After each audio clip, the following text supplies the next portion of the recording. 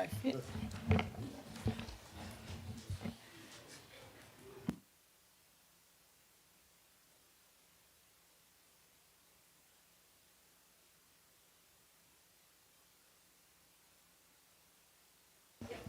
Okay, I think it's 4:59, so I'll wait for my watch to click over to 5 p.m. to actually formally commence, but we'll be away on time. The good news is that Mr Dolcedelli tells me there is money provided in the budget that I intend to approve tonight to significantly upgrade the audio-visual and technology parts of the council chambers, which I think is not only a good move, but it'll be required under the Act. So we're ready to go. I think my watch says 5 o'clock. So good evening and welcome. We've got the special meeting of council being held in the Shire of Donnybrook Baling Up Council Chamber, Wednesday the 30th of August 2023, and I declare the meeting open at 5 p.m. Obviously tonight's meeting is for council or the Commissioner to consider the adoption of the annual 2023-2024 statutory budget, including schedule of fees and charges, the VC Mitchell Park project consideration hold point 3, development application P22022 extractive industry gravel, lot 10 Donnybrook Boyup Brook Road Yabberup, and a confidential item, the RFT request for tender 042223 Langley Villas refurbishment works, which is, as I say, a confidential item. Can I declare the meeting open, as I said, and acknowledge that we are meeting on the lands of the Wadandi people of the Noongar Nation, and pay my respects to elders past, present and emerging. As I said, I've declared the meeting open. Welcome to the public gallery, which is full. So if anyone, there's a couple of spare chairs. So we'll, Sian, there's a chair for you over there, and if not, we'll use a couple of the chairs from the table here as well. Can I also welcome those watching online? On that basis, can I remind you that the meeting is being live streamed and recorded in accordance with Council Policy EM/CP-2, and the Commissioner to further state the following. The meeting is being live streamed and digitally recorded in accordance with Council Policy. Members of the public are reminded that no other visual or audio recording of this meeting by any other means is allowed without permission of the chairperson, whilst every endeavour has been made to only record those who are actively participating in the meeting. Loud comments or noises from the gallery may be picked up on the recording. And Sam, just one little gremlin that's crept in again in that Commissioner to advice in that fourth line. It should be an S, not a C. We fixed it once, but it's crept back again. So if we can fix that, thank you. It's only me being pedantic. All right, can I welcome those present? As people know, I'm Gail McGowan, I'm the Commissioner. With me we have Ben Rose, the Chief Executive Officer. To my right, Kim Dolcedelli, the Director Corporate and Community. To his right, Ross Marshall, Director Operations.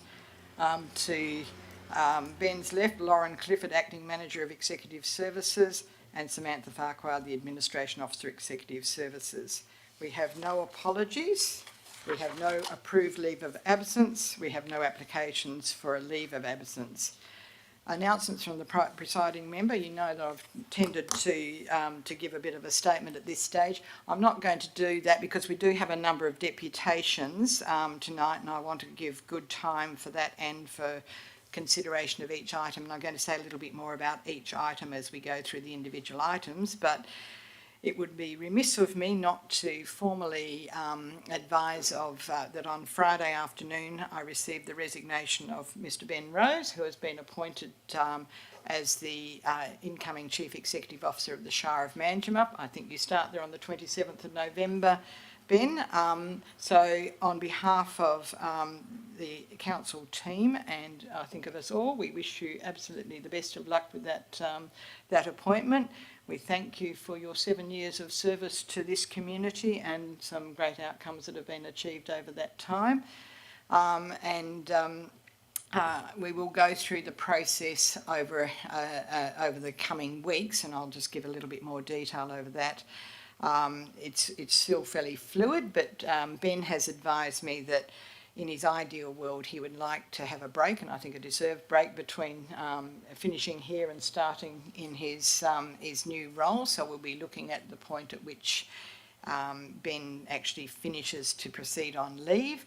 That will probably happen over the next few weeks, rather than the 12 weeks notice that is required under his contract. So that's something we'll work on. In the meantime, I would expect that we will have possibly Mr. Dolcedelli acting for a short period of time while I continue negotiations around the appointment of an interim CEO who will act and hopefully being on board before the new council is appointed, and the council will then go through a recruitment process for a permanent CEO. So that's what I envisage happening. Some of these things can be a bit fluid in that period of time, but that's the process now. And thank you, Kim, for stepping up for that time. But Kim has also informed me that he would actually prefer to see an interim CEO appointed than to continue sort of on a how long is a piece of string basis, I think. So I respect that too. So that is they are the announcements from my point of view. Declarations of interest, Division 6, Subdivision 1 of the Local Government Act. I need to take care to ensure that a financial-impartiality interest is declared, and I refrain from voting on any matter which is considered to come within the ambit of the Act. I have no declarations. I would note that I and I think other staff have put in our annual returns. I think that's the proper title, isn't it? Which are due by the end of August, so they have been lodged and will be available. Public question time. In accordance with clause 7(3) of the Local Government Administration Regulations, public questions must relate to the stated purpose of the special meeting of council. I do have one that was submitted earlier, and it's from Sandra Hoff from Loudon, and it does relate to the gravel extraction application. Sandra has asked two questions. The DPIRD, Department of Primary Industries and Regional Development, states in a letter to the Shire 21st of June they do not support the extraction of gravel on land zoned priority agriculture. Will the Commissioner now state the Shire of Donnybrook agrees with this decision and stop this and any future applications by this person or company? 2, will the Commissioner on behalf of the Shire make clear that priority agricultural zones are there for a reason and ensure agricultural pursuits are what is required? Obviously, I will address that question when we deal with the item in question. I will take another query I received, because I think it's actually a relevant query as a question on notice, but I won't at this stage. I think I will deal with it in relation to when we get to the budget, but I'll actually pick up the themes because the person has asked for confidentiality, but I think the issues are relevant to raise when we talk about the budget as we move through. So if I forget, can someone please remind me to go? Actually, Mr. Dolcedelli, I'll ask you to do that. Presentation 6.1, petitions, we have none. 6.2, presentations, we have none. 6.3, we do have 3 deputations that relate to, all relate to the development application P22-022, the extractive industry gravel, lot 10, Donnybrook Brook Road, Yabberup. Deanna Shard, I will ask you, invite you up first up, and you have 10 minutes, then Julianne and Jay, and then Ryan, who is, oh, by the way, sorry, welcome Ryan, who is joining us by Teams, so from Developed, I think. So Deanna, if you turn on the microphone, and as I say, welcome. Thank you. First of all, I would like to confirm my, and I'll use the term my and our, as a coordinator of a community response to this application. These views we hold are not just from myself, but of the people who cannot speak publicly or simply fear to say anything. We are in agreement with the executive recommendation to refuse the application. I'd also like it noted that not long after our objections were lodged, I received a phone call from an unknown number suggesting I stop my activities in relation to this application and that it was known where I lived. Clearly, it did not stop me from continuing to work on behalf of our community. I saw no reason to escalate it, nor did I feel threatened, but clearly someone did not want me to keep working on it. I hope to be able to present why we agree with the executive recommendation and wish for the Commissioner to know, as a community, we stand behind their decision, not just for the reasons mentioned, but it is evident the work that went into it from all concerned, including government departments, that it was not of a frivolous nature. We as a community also spent a substantial amount of money to aid in our objections, over $7,000. These consultations have in no doubt assisted the Shire in this decision, the main points being environmental visual impacts, noise and dust with concern for water management, stormwater mitigation. It is with this in mind that I present the following. The rural landscape, under the provisions of the Priority Agricultural Zone, fall within the line of the vision of the rural and tourism for this area and Shire. This is a corridor from Collie as well, and it joins their vision for future ecotourism, and as such awarded the applicant from the Collie Futures Fund and Southwest Development a funding of $300,000 like for a reception centre and glamping. And whilst this does not form part of this application, it should have been disclosed, particularly in relation to the intent to have people on this site as well as industry, the volume of cars, parking, noise, etc. So how can such a large scale of works be in the hands of a mere farmer? And I'd like to give this context. We held a meeting in a town hall, over 120 people attended. So did the applicant, and he stated he was a mere farmer. Therefore, how can we be assured that a mere farmer can actually manage this? These undulating hills with waterways either side, a downhill slope, all lead to massive volumes of water that can affect properties. It was noted by DEWA, responded 28/7/22, that they did not support it due to insufficient information, in brackets, unknown risk to downslope landholders.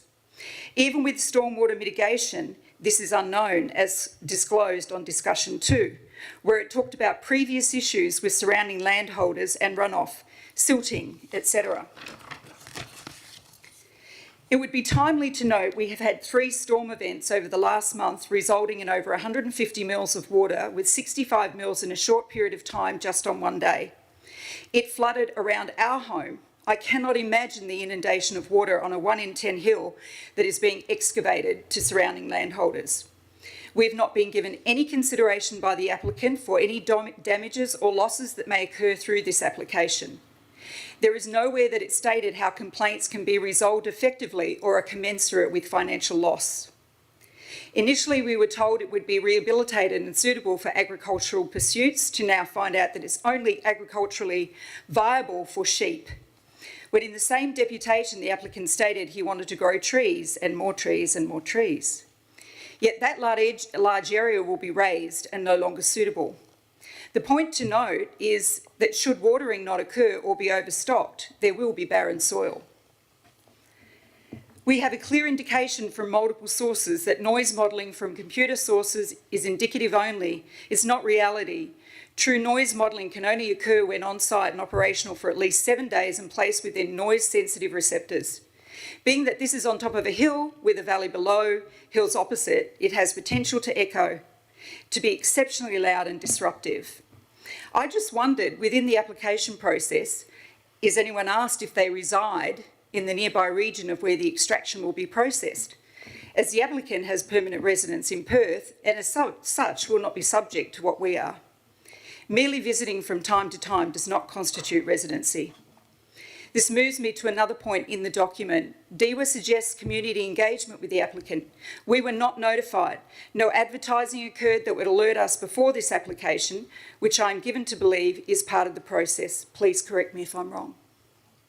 We have grave concerns and do not trust the processes that we have been told in reporting of events. On-site management practices do not hold any weight due to no restitution from things that have happened in the past. As a community, we would like you to consider we had 1 application. We were not aware of a second assessment, those smaller. We endured fires then had a second application in January, straight after the fires, application P23002. When the applicant had not addressed the questions or provided the information required, he diminished the size of the extraction to fall under the provisions. He then applied for a second application that now between the two add up to nearly 80 hectares, 30.9 hectares, which is not diminished at all. They can run consecutively, is my understanding, and are two separate applications. Therefore, the potential size on applications is 30.9. Should it be approved, it's not just 14.5. If the executive, with all the information gathered, refused this application, we would ask the Commissioner to uphold this. 71 well-written and knowledgeable objections within a 2-week period should alert the Shire and Commissioner to how serious this is to our lifestyles, incomes and health. Extraction from 7 till 7, now amended to 8 till 5, simply because the applicant had to, shows lack of care or concern. Saturdays as well. Throw in the reception centre, and now we're talking about 7 days a week with additional noise, dust and vehicular movements, not to mention at 100 kilometres an hour for trucks and 110 for cars. There's been no provision for noise abatement, no walls being set up to save for the buns. This will, how will the sleep be protected of people? There's no leeways or additional lanes for entrance or exits from private properties. No dual entry exit or exits for us. This is insufficient for people on this road. The South West Corridor has reduced traffic for each settlement one travels through there, but not us. I could continue to highlight the very same points that the Shire Executive have found, but I'll leave you with this. The refusal reasons as presented in the agenda should give the Commissioner, on behalf of the Council, to see that the application has been considered on its merits and therefore should be refused. Further to add, we hope that the underlying planning principles that have been used to guide this assessment and outcome of this application should give the Council confidence to refuse other extractive land under similar circumstances. And this falls under the Shire's local planning strategies, statutory protection through Special Control Area 7 of LPS7. Thank you. Thank you very much, Deanna.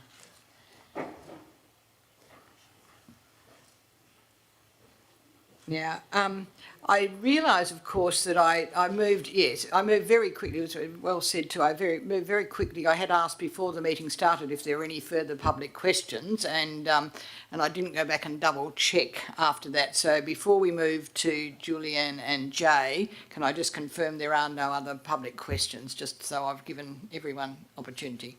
Yeah. Okay. I think Sean has a question. Oh, Sean, did you have a question? Just, do it quickly and then we'll move it, because I just want to make sure that I haven't inadvertently cut anyone off. Yeah. Okay. Turn on your microphone. Stay. My question actually is purely, what was the rationale between adding the 2 items, including the extraction one and VC Mitchell Park, to a special meeting immediately before the caretaker period, instead of leaving these important decisions to a new council? Okay. In the case of the extraction industry, an extraction licence, that was because had we not dealt with it now, it would have actually gone past the statutory timeframe and been considered a deemed refusal and gone probably straight into the State Administrative Tribunal process. So there was a logic there. VC Mitchell Park, because it, as had always been indicated, it was due to come to fruition then. My sense is that, and I'm quite comfortable that to delay it any longer would actually mean we just continue to get increases in prices, so I'm happy to determine it now. Thank you. Thanks, Sean. Okay, so sorry about that. Welcome Julianne Hilbers and Jay, Jay McCormick, on behalf of Save Preston River Valley, presenting a position statement in relation to the development application P22-022 Extractive Industry Gravel, Lot 10, Donnybrook, Boyup Road, Yabberup. So welcome to Julianne and Jay. Yeah, thank you, Commissioner. My name is Jay McCormack. Deputy Chair of SAVE Preston River Valley Incorporated Association. I live in Yabberup on the Preston River. Together here with Julianne Hilbers, also of Yabberup, we present to you our deputation. So SAVE Preston River Valley, SPRV in short, acknowledges the traditional custodians of the land, the Noongar people and their continuing connection to the land, waters and community. SPRV is a community-based volunteer group focused on protecting the Preston River Valley from mining and other major extractive industries that threaten our agricultural operations, tourism businesses, national parks and forests, recreation areas, biodiversity, private properties, areas of heritage significance, the wetlands and waterways, and the Preston River itself. SPRV has successfully objected to 2 recent applications for mining exploration in the Preston River Valley, in particular the Painted Spires application and the Gallon Lithium application. They have both been withdrawn thanks to our objections. Next slide. SPRV consider the valley to include the named localities on the picture there, as well as the areas considered part of the Preston River catchment, namely the Upper Preston and Middle Preston catchments. That's our areas of concern. As can be seen on this map here, most of the valley and surrounding area, including the Donnybrook town site itself, is under active mining exploration tenements. SPRV consider major extractive industries, in particular, this case, application P22002, to be a threat to the above mentioned valley assets. Our broad position statement is, we recognise that the Preston River catchment is a biozone of regional significance incompatible with mining and major extractive industries. I hand over to Julianne. So in that, we actually acknowledged, and the reasons that we see it as a special area is that there's obviously cultural heritage zone. The Preston River itself is actually a recognised a cultural heritage site, and so its catchment. We, as part of being good custodians, need to also be part of looking after this beautiful river. We have a very unique ecosystem. We're quite lucky in that we have a valley, we have national parks surrounding us, and we have a very strong agricultural zone. It is a absolutely beautiful area. It's an area with threatened species. It's very unique. And we know that it is an ecosystem, though, under stress, as is all areas in the southwest, by the changes in the drying climate and our weather events, which Deanna mentioned before. And that's putting stress on our ecosystem and the Preston River itself. We know that the water catchment is, and this is a picture of the area opposite the application area. So this is, it has wetlands on the way to the actual river. And the sloping land makes it susceptible to contamination at different points through weather events, through silting and salt from when extractive or mining industries might occur in the area. It's an area that we are working as a community very hard to protect, and we're doing a lot of rehabilitation work across that whole zone, whether that's removing weeds or actually replanting. It's an area that we are I suppose it's our, it's special to us, but it's also special to the broader regional area. So if you look at this, it's the primary or the home or the source of the Preston River, which comes through here. I had a little visit before down there and all the way through to the ocean. And then it spirals back in terms of Noongar understanding back to the Collie region. So what happens up here affects not just our little patch, but it actually affects everything through to Bunbury as well. And so we work very closely with the Leschenault Catchment Council as well in this space. We'd like to acknowledge that for quite some time, Promote Preston in particular, and as a community, we've been actually looking at how we acknowledge our landscape, our special unique place, this great visual amenity of this asset that we have. And we've been very much about exploring how we share that with everyone else. What's been really exciting over the last 7 years is how our community has grown, and it's attracting a whole great range of people who are interested in working from home. They're interested in actually being able to set up their micro and medium businesses across the community. And so we have a wide, very vibrant community and a very active community, looking at how, but it all centres around our landscape and our where we're living. And so at the moment, there's a lot of harmony in our valley. There's great harmony and cooperation and connectedness. I suppose we would see what's happening in this space, that there's a lot of opportunity. We're talking at the moment in a regional space. We saw the local member on Friday, and really excited to hear the work that's happening about connecting Ferguson Valley with Collie River Valley with Preston River Valley. So we actually part of this regional zone where our agriculture and our agri-tourism is going to be featured. We will be there'll be our accommodation opportunities, our eco-businesses, which are already thriving. There will be lots of opportunity for that to develop even more. So it's a very exciting space to be in. Our concern is that by having a gravel pit front and centre of the Wellington National Park, front and centre of our, hopefully, eventual rail trail that happens, between Donnybrook and connecting Donnybrook to Nogarup, which is part of our vision, and we've been talking for quite some time with council around that. Unfortunately, broader legislative requirements have kind of been constraining the development of that, but it's still very much there. House having nature play that connects us with Gnomesville and with the playground down here. They're all part of that vision for our community, and they all sit very harmoniously with this vision. Having gravel pits and extractive industry front and centre just does not fit with that visual. To have that look, you're driving along, you're walking along, you're going along the Bibbulmun track, and then suddenly you're hitting a gravel pit. It doesn't fit. What we see is that, you know, we see cows, we see, you know, grasslands, we see wetlands, we see, you know, all those, that kind of living in harmony with our landscape.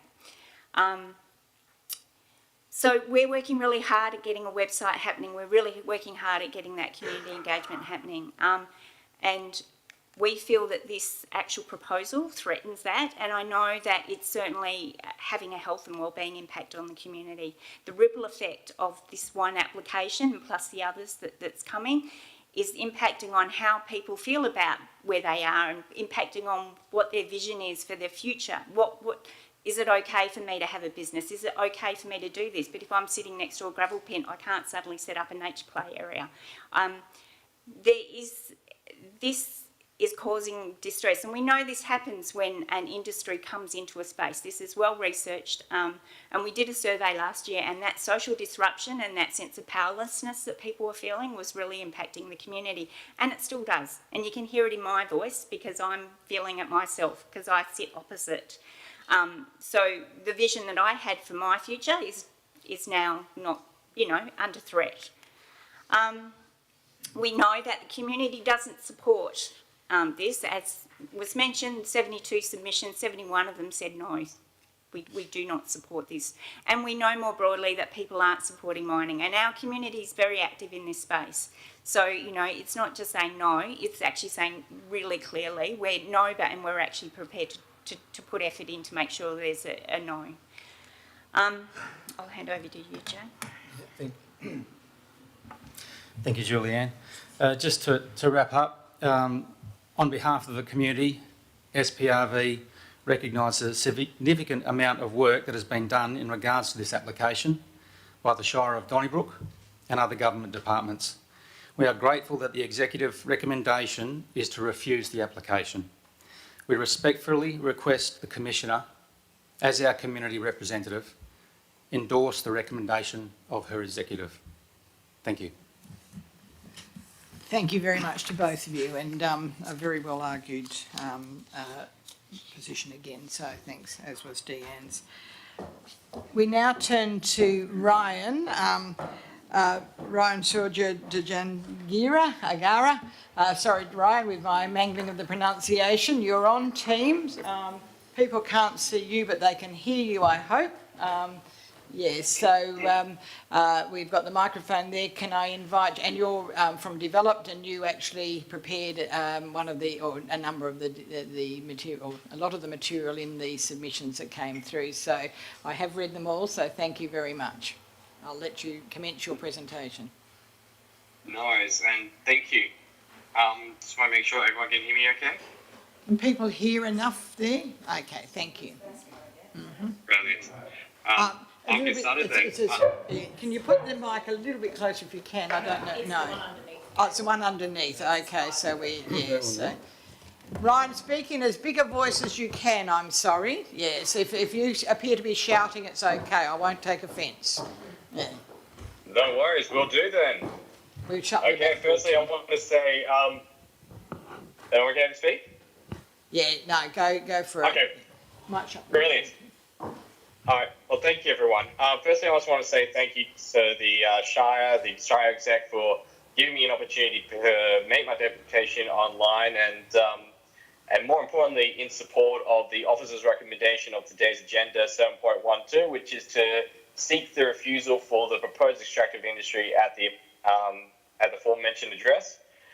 As you have well and truly heard from the gallery today, there has been some very well and articulated arguments presented as to the concerns that they have raised, and yeah, in a way, I would hate to joke, but you know, almost put me out of a job.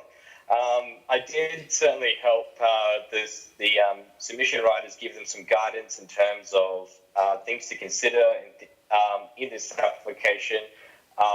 And truthfully, I have to say that they have gone above and beyond any expectations. So, and having said that, I also would just like to say that when we first looked at this application back in a good part of last year, there was still some issues and concerns and questions that didn't sit right and that didn't really provide a lot of assurance that this is a land use that could fit within the context of the rural surrounds as well as be appropriately managed.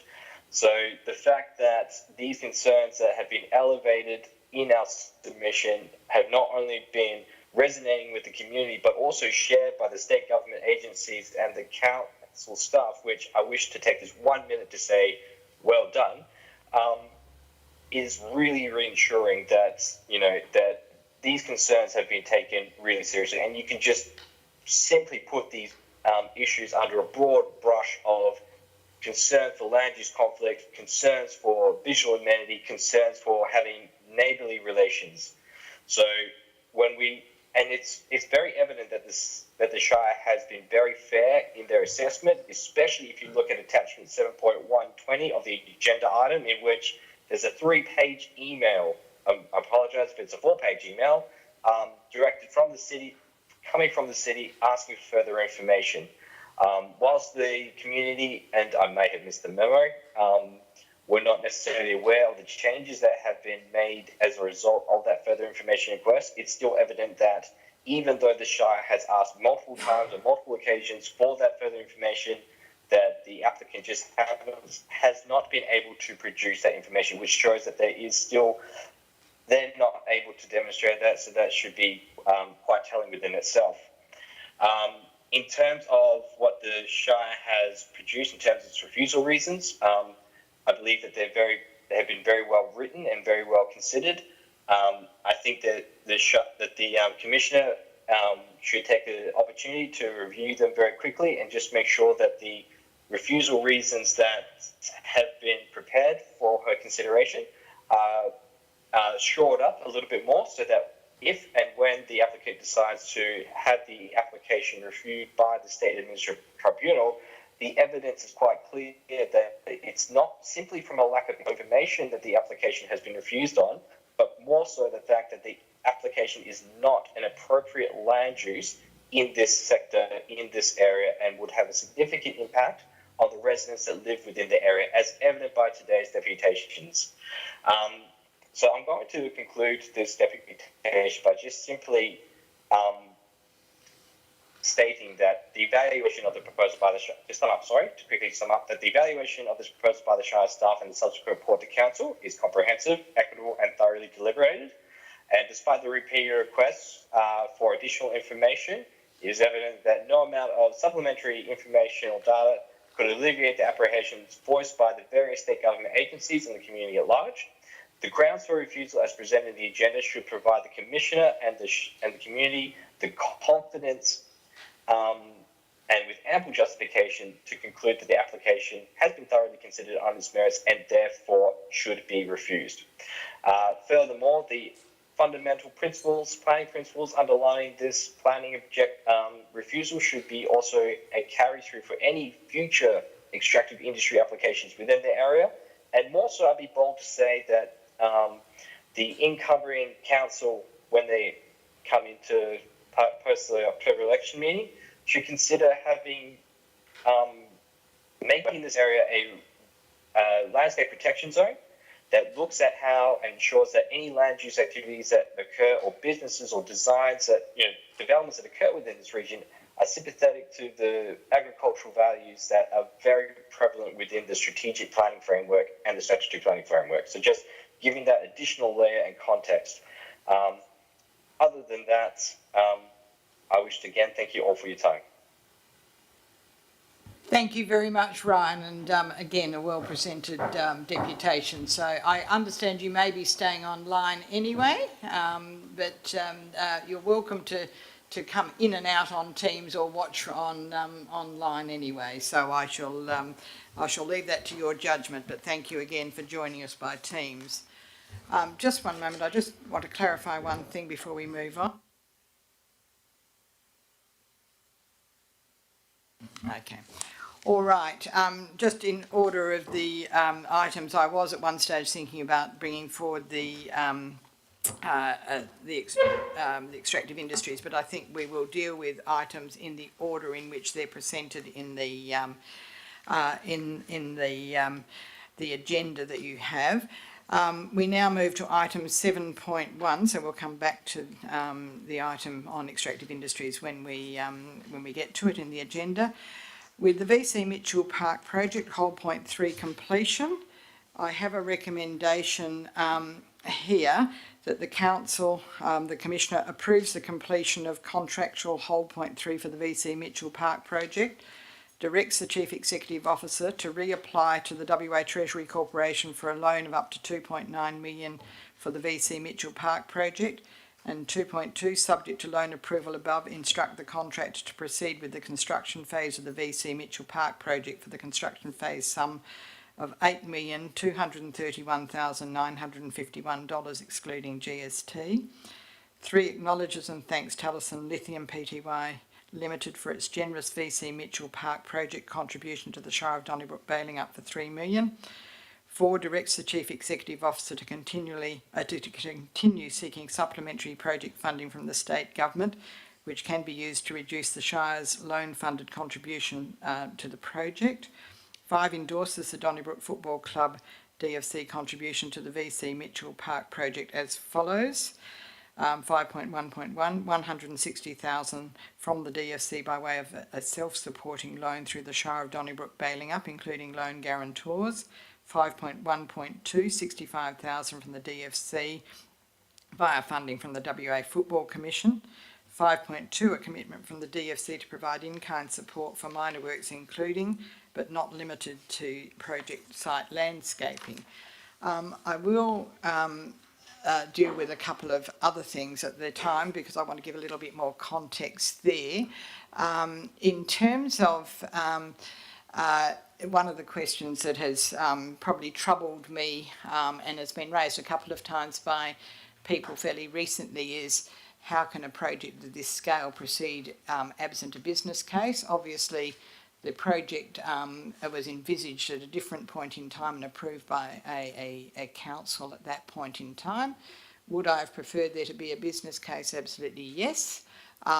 Do I believe that there's been appropriate due diligence post that date? Absolutely yes, and I think the information provided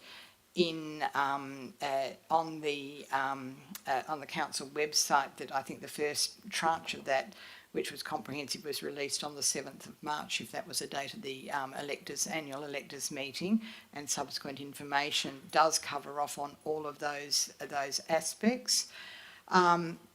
In terms of, someone has asked the question around sort of, does this constitute a major commercial undertaking by a local government, and before it can do anything under the under section 3.59, does it require a preparation of a business plan?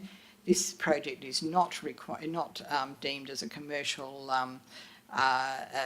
commercial sort of activity on that basis, so technically no, and therefore it doesn't require to be advertised. Another point in time, I would have much preferred there to be a business case, so I'll make that comment. We are where we are, and having satisfied myself that that there has been that due diligence, which includes the work that was done by RCH Consulting in terms of actually providing a desktop review, and particularly being asked the questions around value for money. I'm satisfied there. I would also acknowledge and just give a bit of an update, because in particular relating to recommendation, executive recommendation 4 here, which states directs the Chief Executive Officer to continue seeking supplementary project funding from the state government, which can be used to reduce the Shire's loan-funded contribution to the project. I actually met with Minister Templeman on Monday morning. Minister Templeman, for those who may not be aware, is the, among other roles, is the Minister for Sport and Recreation, so he would be the responsible minister for determining whether the top-up funding that was sought from the state government might be forthcoming. I put the case to Minister Templeman, as I had done to the Departmental Director General and others, and I think as Mr Marshall has done with the relevant people at his level in the formal submission, that whilst we had asked for that top-up funding of almost $3 million, the very fact that Taliesin has now offered a grant for a lot of the work that might otherwise have been covered, that I didn't see it necessary as appropriate to continue to seek the full quantum of funding there. However, the Minister was sympathetic to the argument that I put, that I would like to see the state government give some additional funding, and I have mentioned to the government, both the Minister and his department, that I would see that as somewhere between $1 and $1.5 million in quantum. I have no idea whether we're likely to get that money, but the Minister was actually supportive, and he undertook to argue that case with Treasury and with any of the other members of government that he needed to, and get back to us. If that money was forthcoming, it would mean that the total borrowings of 2.9 million as they stand at the moment would be reduced to somewhere between 1.4 and 1.9 million, which I think is a significantly good outcome for the community. I would also note and thank Jason Jarvis and the tennis club, because I think they've written a letter of support for where we are now, so thank you to Jason. And also to the Donnybrook Football Club. I think some people have raised the question around the football club, the original assumptions around a $250,000 donation, which has changed in nature and shape. Again, the football club has written to confirm it is willing to contribute $160,000 by way of a self-supporting loan that is guaranteed. That is the same arrangement that applies for the country club. That is obviously less than the $250,000 that was originally envisaged. The West Australian Football Commission was originally, I think, envisaged to donate or contribute $120,000, which was primarily around changing rooms and all gender changing rooms and other things. They subsequently confirmed they were prepared to increase their contribution to was 200,000 or 185, 200, it was 200, yes, 200,000, but one of the conditions of that approval was that 65,000 of that was to be directly offset against any contribution by the football club. So you add in the 160 plus 65, which gets you to 225,000. So for some people that will still fall $25,000 short. I think I noticed Peter and others in the room, and so I think I've made it fairly clear that I would expect in-kind contributions, and the football club has been kind enough to confirm that in writing. So I think that would be a reasonable outcome there. It won't satisfy everyone, but I think that represents a good outcome. The other thing I would note is that in talking with the chair of the Regional Development Trust yesterday, which is the, I suppose, the name given to the group or the bucket of money that contains a lot of royalties for regions money. I've been advised that they still have actually money for infrastructure available, and so I'd be encouraging future councils to tap into that for other things around the community. I also think if the quantum of the loan borrowings is able to be reduced by that additional contribution by the state government, it gives an incoming council much more capacity to deal with, when we get to the budget item later, to deal with genuine cases of hardship, and equally sets the incoming council up really well for the 25 budget. Yes, I have to get my years right. You know, had we been able to square all that away, or had I been able to square it all away before the budget was set, it may well have led to a slightly different outcome in terms of the budget tonight as well. So that probably, the other thing I would absolutely encourage the community to continue to do is to seek access to grants such as Lottery West, etc. Because I would dearly love to see I think they're called Changing Places change room and facilities up there at the at the VC Mitchell precinct, which is I know I had responsibility for Whiteman Park in my previous role, and it made a significant difference to the families of children with disabilities to have places, and adults with disabilities to have safe and secure and appropriate places there. So I think there are still further opportunities. I'll also address the fact that some people have said, well, why is all the money going to the VC Mitchell precinct, particularly with the Taliesin contribution, which again I acknowledge that I think is a generous contribution from Taliesin, and it doesn't have strings attached. Taliesin has made it clear, I think, when the discussions initially commenced with the Shire, Taliesin had asked for a list of possible projects that if they were looking to make or their board was looking to make a community contribution, what would the sorts of things be. Quite a comprehensive list was provided that covered everything from I think the museum project to new homes around the arts and crafts group, or new facilities, men's shed, skate park at Bailing Up, you know, all of those sorts of things, and continues to be I think something that should be pursued, but it was the choice of their board to direct the funding to VC Mitchell precinct in this case, because it was a much more complete project at this stage. So we thank them for that. But I would anticipate that the current thinking of Taliesin is that they would continue to make contributions to the communities in which they operate, not tied, as I've seen somewhere, to having rail lines reopened or anything, but no, from that point of view. But I think there is a real opportunity to start to think about what that list of things might be in the future and the priority for an incoming council.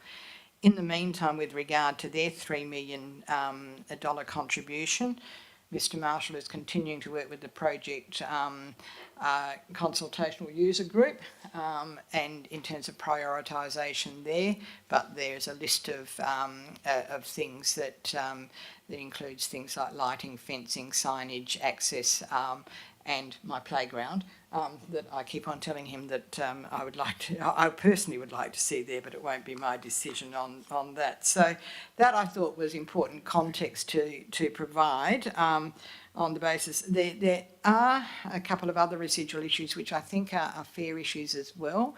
One is concern around the ongoing management arrangements and operating costs for the community component of the facilities.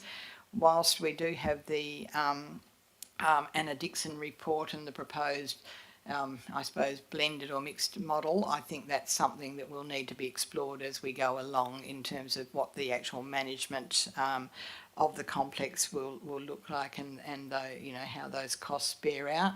I think one of the things that was contained in the Ronnie Hurst report was to ensure that then one of the reasons we've been working on the property management framework is to ensure that there are some transparent requirements, and also that it would be the Shire that sets the rates for hire of facilities and those ground rules. So I think that would, you know, make sure that if the facility were to be managed by, you know, any group, for instance, the football club, there would be some ground rules around that. So, in all, I think it's, well, I've worked for a long time in government and I have never ever come across a situation where there has been a contribution of that magnitude, and I would like to see the community embrace it, and I do intend to move and carry the recommendation. And I'll also acknowledge Jan from Shape Management, who's in the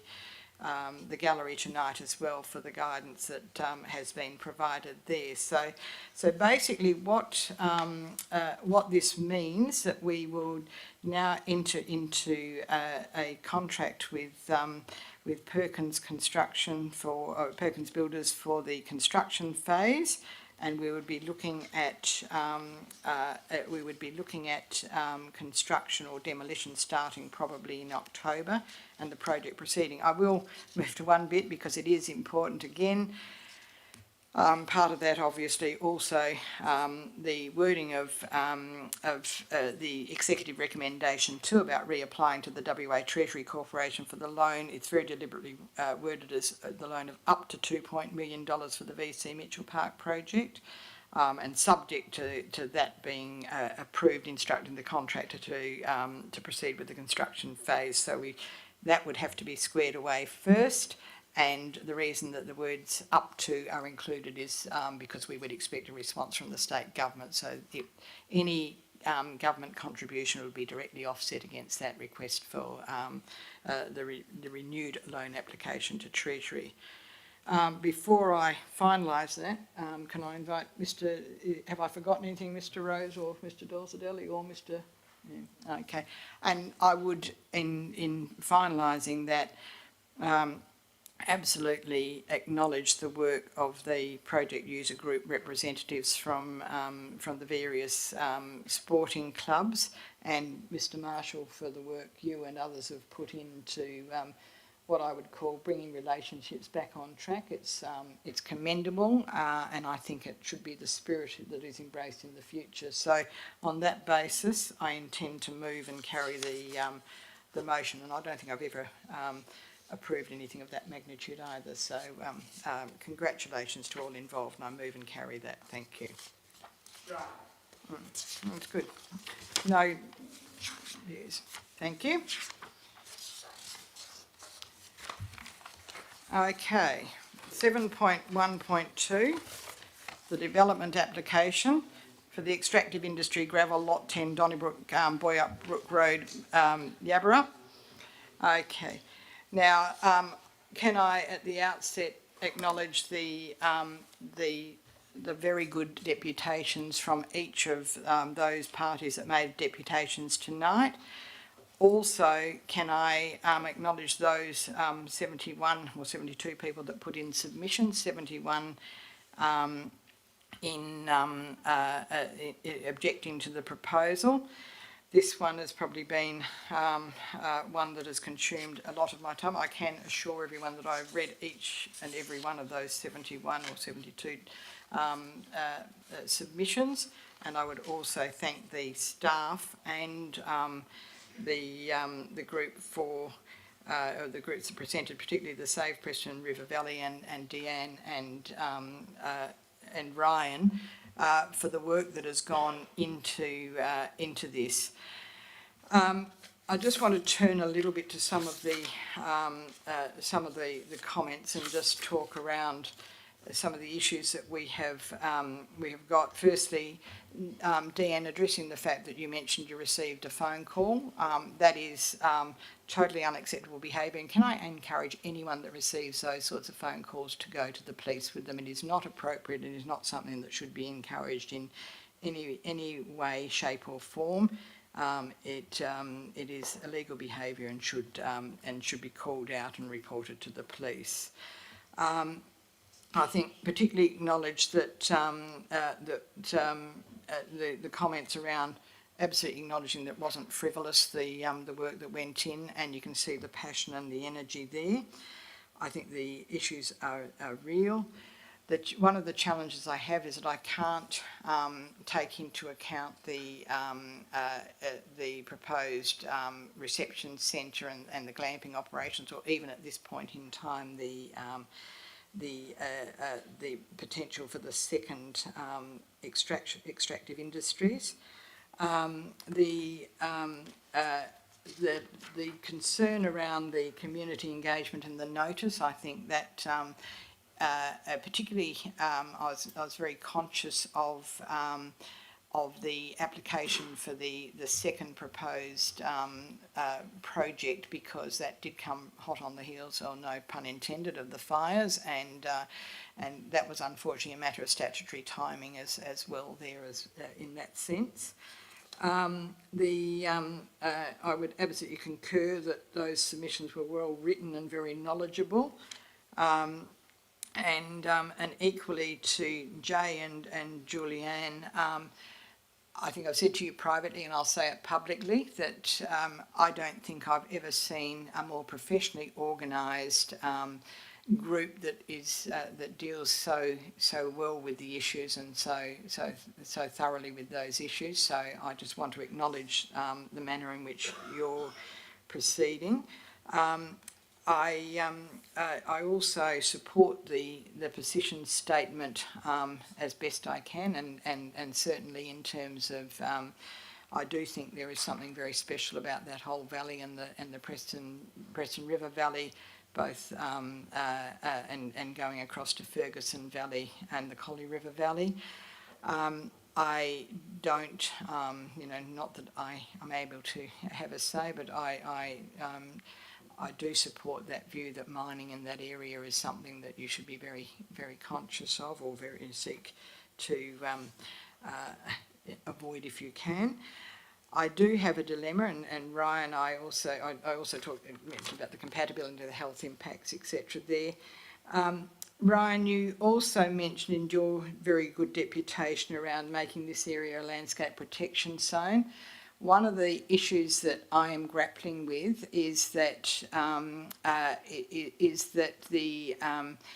and I've had this confirmed by the chairman of the West Australian Planning Commission, that the Planning Commission is unlikely to support, and even in our local planning strategy, having mining or extractive industries in as a prohibited use.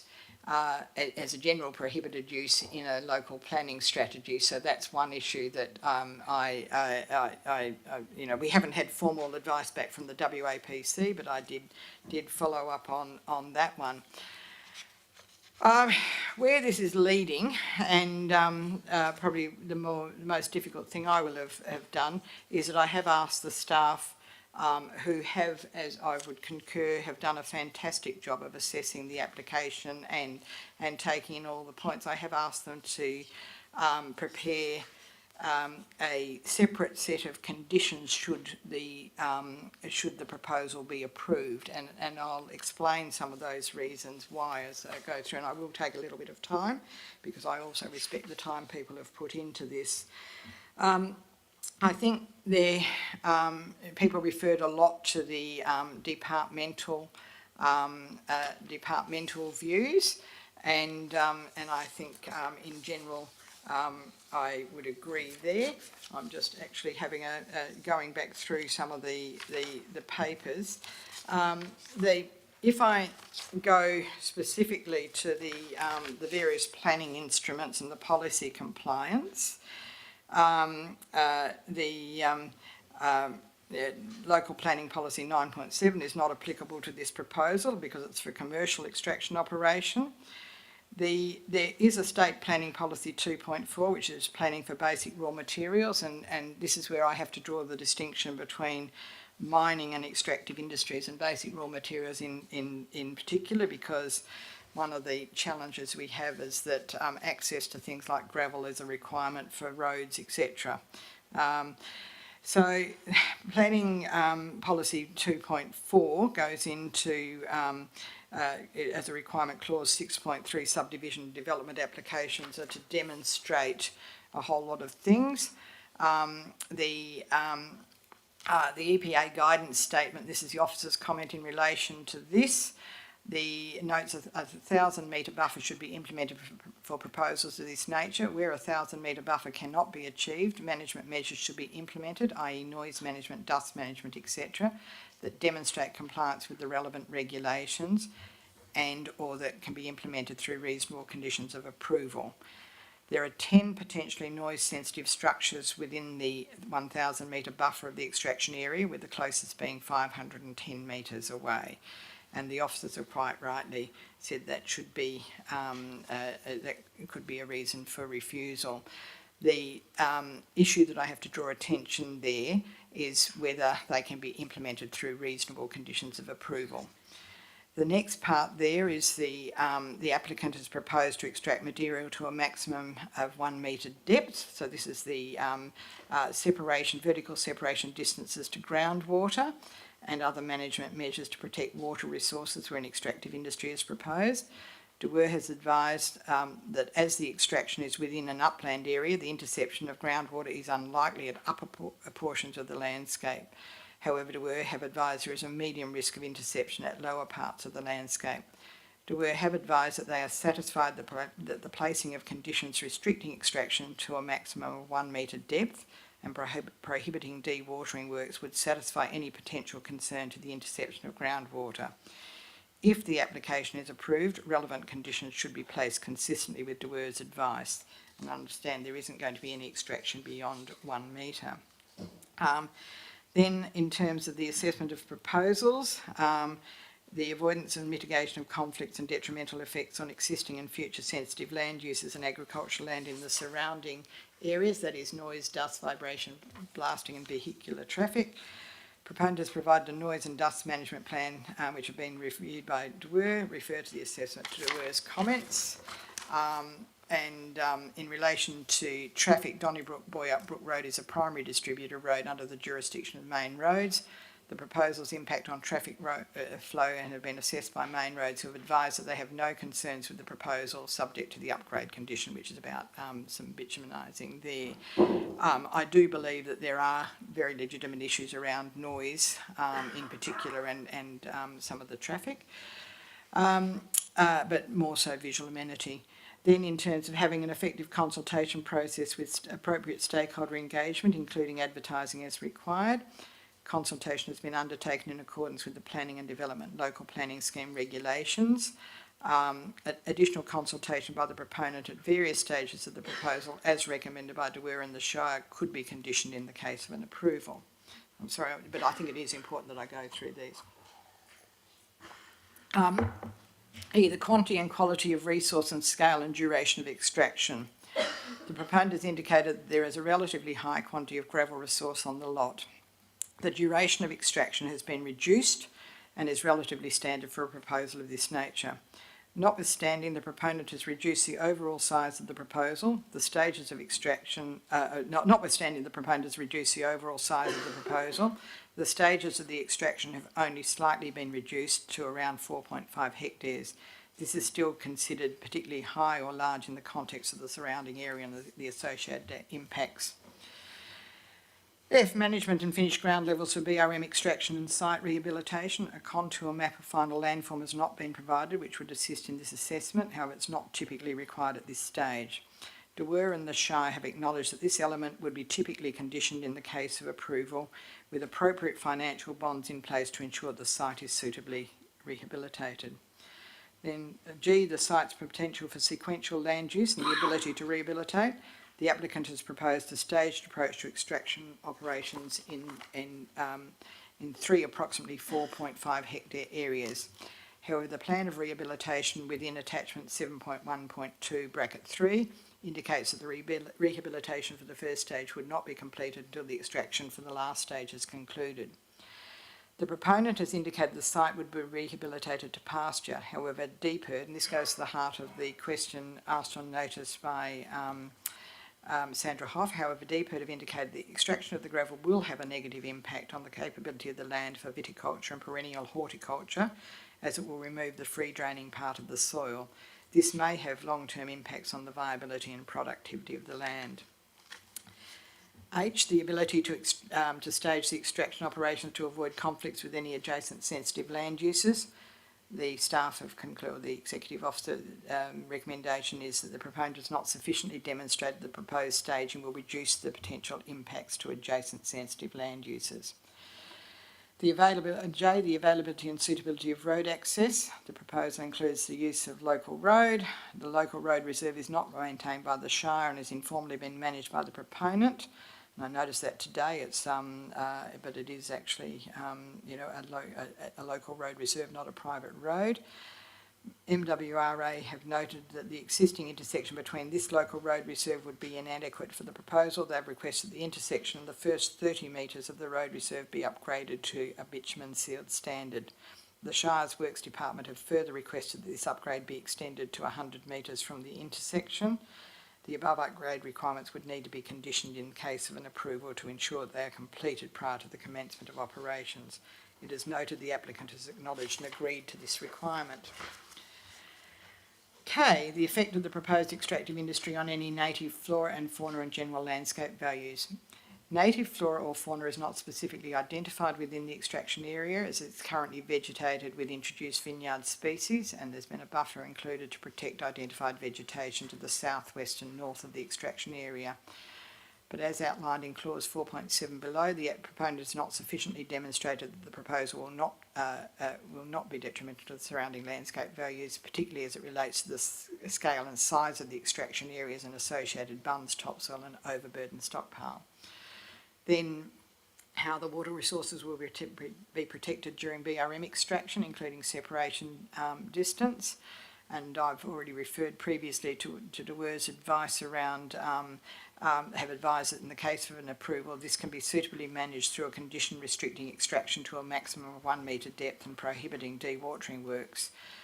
And De Weer have indicated that based on the slope of the subject lot, there may be potential for sediment transport downslope from the extractive industries licence areas into the downslope properties and Donnybrook Boyup Brook Road during major storm events, and I note particularly the rains from the other week as well.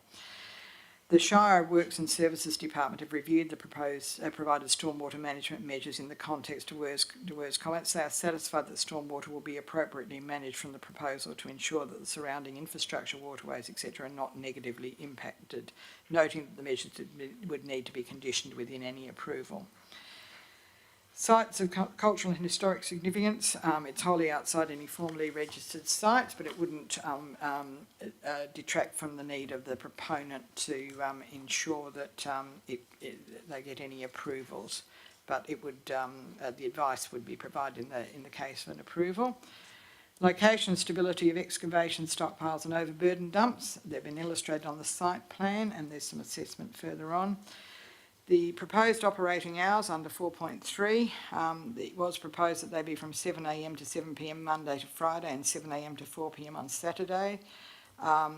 As noted in the background section of this report, Donnybrook Boyup Brook Road is identified as a scenic tourist route under the Shire's local planning framework, and the local planning strategy identifies the importance of protecting landscapes associated with identified tourist routes and has a statutory provision through the special control area. The proposed operating hours past 5pm and on a Saturday are not considered suitable in the context of this site, considering the context of the site and typical increased tourist traffic. Notwithstanding, in the case of an approval, proposed operating hours could be conditioned, which could also contribute to appropriately managing the potential impacts on the surrounding area. It is unclear whether a reduction in the proposed operating would result in an increase of the time period required. In that context, I note that the applicant has agreed to limit the operation to 8 to 5 Monday to Friday. And also, I think, around not having any trucks operating when the school buses run is on in the mornings and the afternoon. Visual impact, which I think is significant again, the proposal has submitted a visual impact assessment, can be mitigated. There's some mitigation measures. There is the adjoining rail reserve and existing vegetation on the road frontage, but it is, I know on my visual inspection, fairly sparse. And that is confirmed here. It does have several major gaps and around the entry point where you get a vehicular sightline perspective. And so the roadside vegetation may not suitably mitigate the visual impact of the proposal. In considering the visual landscape planning, it's noted that topsoil bunds are not necessarily a screening element and potentially create a negative visual impact in themselves. In this case, the size and scale of the proposed bunds is likely to negatively impact the visual amenity of the area, notwithstanding that in some cases vegetation can be a good tool to mitigate visual impact. In this case, it's not considered to be a practical solution. And then clause 2.3. The WAPC's visual landscape planning discusses recommended requirements for visual impact assessments, including how each stage will be managed, and Shire officers consider that the visual impact assessment is not sufficient and the impact of the proposal has not been sufficiently demonstrated. Then we move on to State Planning Policy 2.5, which I won't go through in as much detail, but it does talk around sequential land use planning, particularly for basic raw materials, and to have due regard from environmental agencies, which has been done. And then State Planning Policy 3.7, planning in bushfire prone areas, and the proposal is located within an area designated as a bushfire prone area, but where the extraction is undertaken in an open cleared area, for example, quarries and opening up, no habitable buildings are proposed. It's deemed that the proposal is consistent with this example.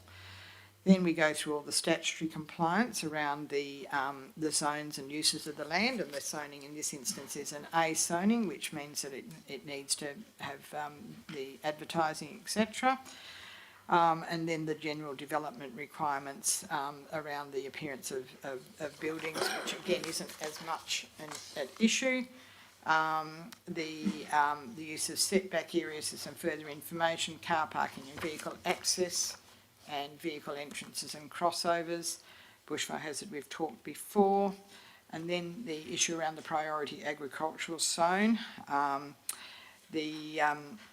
minimum front setback is 30 metres. The proposal is within the 30-metre setback to the road reserve to the east, but it doesn't comply, but the road reserve is used entirely by the applicant landowner and does not appear to be used by the public.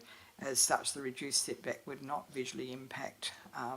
Then in terms of the minimum side and rear setbacks, it complies. And then the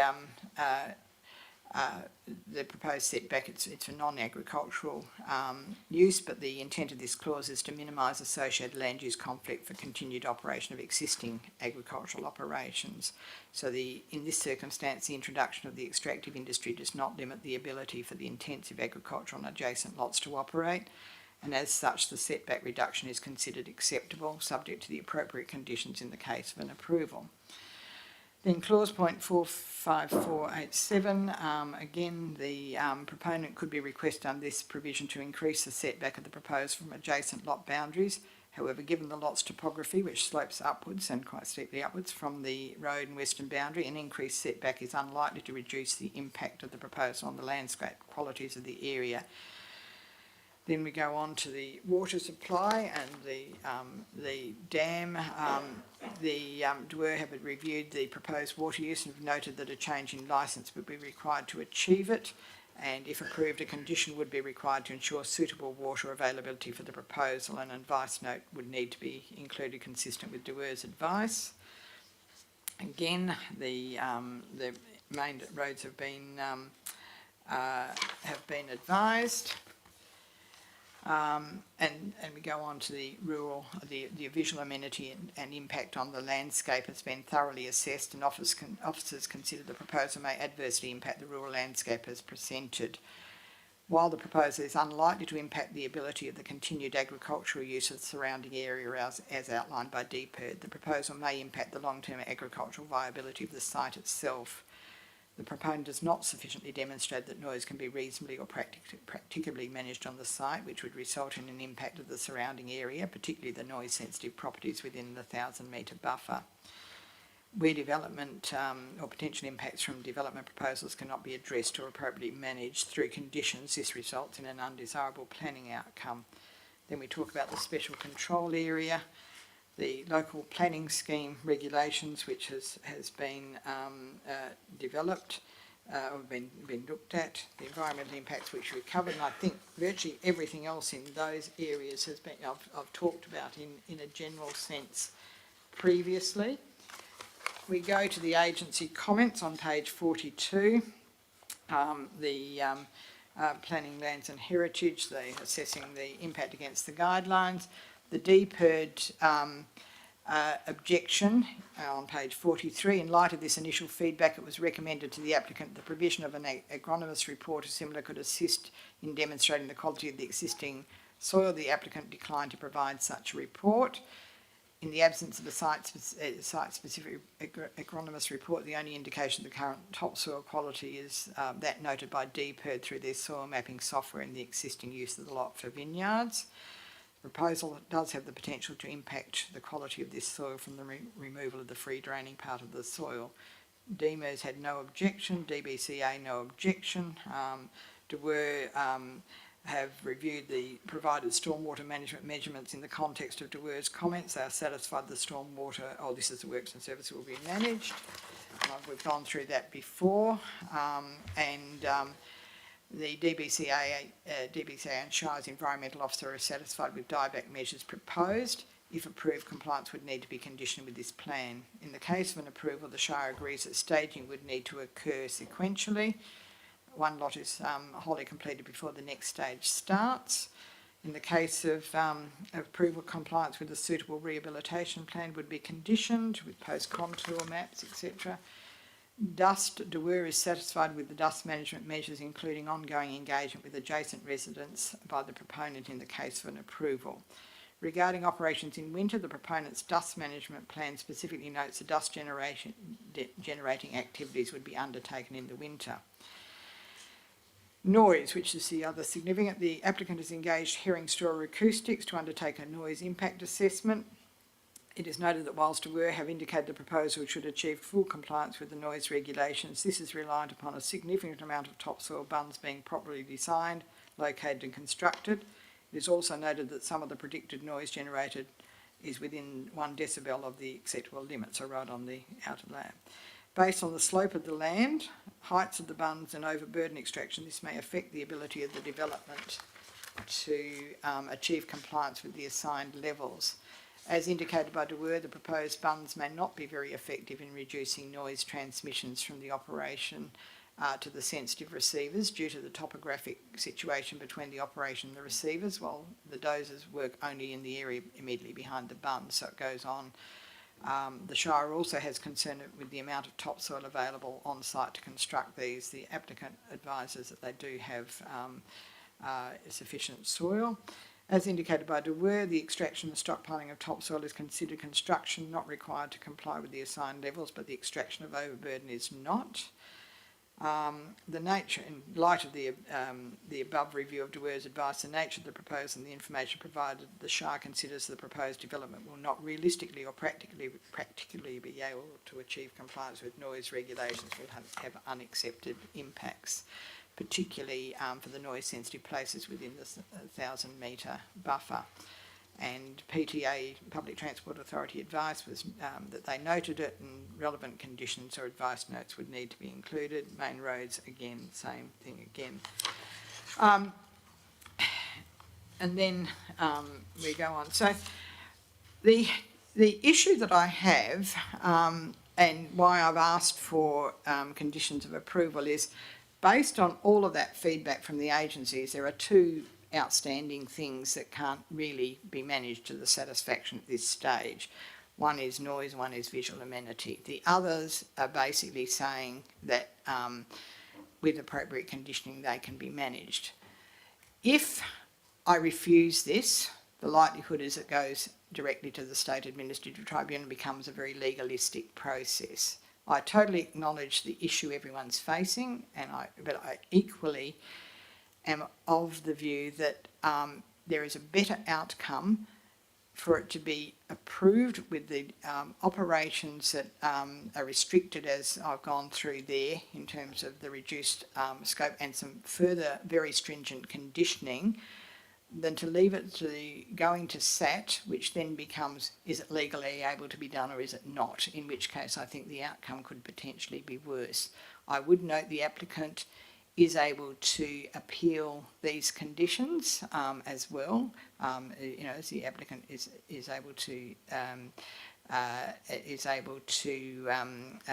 appeal a refusal and is able to appeal conditions. There is no right of third-party appeal in that process. So what I'm going to go through now, and I'm sorry for labouring through that, but I think it is important in the context. What I'm going to go through now is what I believe and what I've asked the staff, and I acknowledge that the staff recommendation for refusal, but I've asked them to actually provide me with a set of conditions in the event that I approve this proposal. So it's valid for a period of 5 years, so it's a 5-year, whereas in relation to mining, it would be any other mining ongoing after the date of issue with any extended period as determined. So there is potentially the ability to extend, but that would have to come back to council.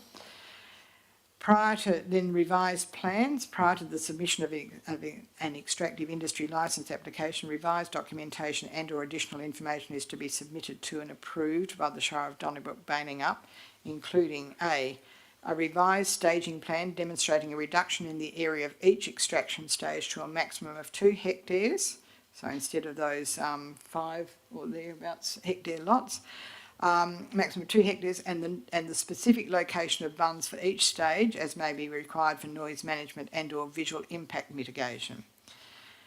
B, a revised noise management plan demonstrating reasonable and practicable management solutions as to how noise generated across each of the stages will comply with the Environmental Protection Noise Regulations 1997 and the Shire of Donnybrook Balingup Animals, Environment and Nuisance Local Laws 2017 or superseding standard or standards. This is to include specific design, location, construction and source of material as may be required for all noise management measures, i.e. the bunds. C, a revised visual impact assessment prepared in accordance with State Planning Policy 2.4, Planning for Basic Raw Materials and Visual Landscape Planning in Western Australia, demonstrating how the visual amenity impact of the following elements will be suitably mitigated from the Donnybrook Boyup Brook Road and the surrounding area. 1, the extraction area or areas. 2, access roads and vehicle loading area or areas. 3, bunds, stockpiles and mounds. And 4, safety fencing. D, an agronomist report or similar prepared by a suitably qualified person that clearly demonstrates 1, the quality of the soil within the proposed extraction stages, and 2, the amount of topsoil and overburden present in the extraction stages. 3, Prior to the submission of an extractive industry licence application, all application documentation is to be accordingly updated to reflect the revised documentation and/or additional information as per condition 2, and thereafter implemented to the satisfaction of the Shire of Donnybrook Balingup. 4. The layout of the site and location of works permitted must always accord with the endorsed plans as per conditions 2 and 3, including any notations and/or conditions of approval, and must not be altered or modified without the further written consent of the Shire of Donnybrook Balingup. Dust management. 5. Dust is to be appropriately managed on site at all times in accordance with the relevant provisions of the approved dust management plan as per condition 3. The Shire of Donnybrook Balingup Animals, Environment and Nuisance Local Law 2017, and to the satisfaction of the Shire of Donnybrook Balingup. 6. A suitable supply of water for the purposes of all site management operations is to be provided to the satisfaction of the Shire of Donnybrook Balingup, and refer advice note 11. Weed and dieback management. 7. Weed management is to be undertaken in accordance with the relevant provisions of the application management plan as per condition 3, and to the satisfaction of the Shire of Donnybrook Balingup. Any declared weeds found to be within the site need to be appropriately treated and removed prior to any further excavation works and reported as per condition 18. 8. Measures to reduce dieback are to be undertaken in accordance with the relevant provisions of the application management plan as per condition 3, and to the satisfaction of the Shire of Donnybrook Balingup. 9. A minimum 10-metre buffer is to be provided between all proposed extraction areas and adjacent native vegetation. The 10-metre buffer is to be demarcated to clearly identify vehicle exclusion areas to the satisfaction of the Shire of Donnybrook Balingup in consultation with the Department of Biodiversity, Conservation and Attractions. Fire management. 10. Suitable fire management is to be undertaken in accordance with the relevant provisions of the application management plan as per condition 3, the Shire of Donnybrook Balingup Bushfire Brigade's local law and the Bushfires Act 1954 or superseding standard or standards. Water management. 11. All stormwater water from the proposed development, including buildings and hardstand areas, shall be managed by the landowner in perpetuity in accordance with the Animals, Environment and Nuisance Local Law 2017 and the approved water management plan as per condition 3. 12. Any erosion and/or sedimentation issues that occur due to insufficient drainage and/or stormwater management from the proposed development, including any driveway or access way, is to be rectified so as not to impact any surrounding waterways and/or properties, including any infrastructure, to the satisfaction of the Shire of Donnybrook Balingup. 13. Extraction works are not to exceed a depth of 1 metre below the existing natural ground level unless otherwise approved in writing by the Shire of Donnybrook Balingup in consultation with the Department of Water and Environmental Regulation. 14. No groundwater is to be exposed on the surface of the pit floor. Should groundwater be exposed during excavation works, all works are to cease and the Shire of Donnybrook Balingup is to be notified. Any remedial work, as required by the Shire of Donnybrook Balingup, in consultation with the Department of Water and Environmental Regulation, are the responsibility of the operator to rectify. 5. Any refuelling and/or activities that carry a risk of spills are not to be undertaken in close proximity to the detention basins or stormwater flow paths. Ongoing compliance and monitoring. 16. Prior to the submission of an extractive industries licence application, an ongoing compliance and monitoring methodology is to be prepared and approved by the Shire of Donnybrook Balingup in consultation with the relevant authorities. The methodologies are to be implemented thereafter as they relate to A. Noise emissions, B. Dust emissions, C. Water management and D. Weed and dieback management. 17. With regard to condition 16 in the applicable management plans as per condition 3, a complaints register is to be established, including A. Details of the subject of the complaint, B. Actions undertaken by the applicant landowner to rectify the complaint, and C. The on-site publication of appropriate contact details where complaints are to be directed in the first instance. 18. With regards to conditions 16 and 17, a suitable report is to be prepared and submitted to the Shire of Donnybrook Balingup every 3 months, including information relating to A. The data and results of the on-site monitoring as per condition 16, B. A copy of the complaints register as per condition 17, and C. Any other information as deemed necessary by the Shire of Donnybrook Balingup. 19. Rehabilitation and pit closure management. 19. Prior to the submission of an extractive industries licence application, a pit rehabilitation and closure management plan prepared by a suitably qualified person is to be submitted to and approved by the Shire of Donnybrook Balingup. The plan is to be prepared in accordance with the requirements of the works outlined within the Shire of Donnybrook Balingup Extractive Industries local law, including but not limited to A. All site restoration and remediation works including indicative timeframes. B. Maximum batter/slope levels and methods of stabilisation. C. Finished ground levels. D. Watercourse management, including the removal of water management measures as may be required after extraction, i.e. the proposed sumps. E. Proposed plant species, number and location, including any maintenance requirements, and if any measurements for the restoration of the soil quality for pre-extraction levels as may be required as a result of the agronomist's report or similar as per condition 2. 20. With regard to conditions 2, 3 and 19, site restoration of each stage is to be substantially completed prior to extraction occurring on the next stage to the satisfaction of the Shire of Donnybrook Balingup. 21. Pit closure works and rehabilitation of each of the entire site is to be completed within 2 years of the end of extraction works or the expiration of this approval, whichever is sooner, unless otherwise extended in writing by the Shire of Donnybrook Balingup. 22. With regards to conditions 2, 19 and 21, following the completion of all site rehabilitation works, a post-extraction agronomist report or similar is to be prepared demonstrating that the soil quality has been substantially returned to pre-extraction levels to the satisfaction of the Shire of Donnybrook Balingup. 23. Prior to the submission of an extractive industry licence application, a $20,000 bond, cash or unconditional bank guarantee in favour of the Shire of Donnybrook Balingup is required for the works identified by the pit rehabilitation and closure management plan in condition 19. Return of the bond will be subject to meeting the completion of works identified in the rehabilitation and closure plan to the satisfaction of the Shire of Donnybrook Balingup.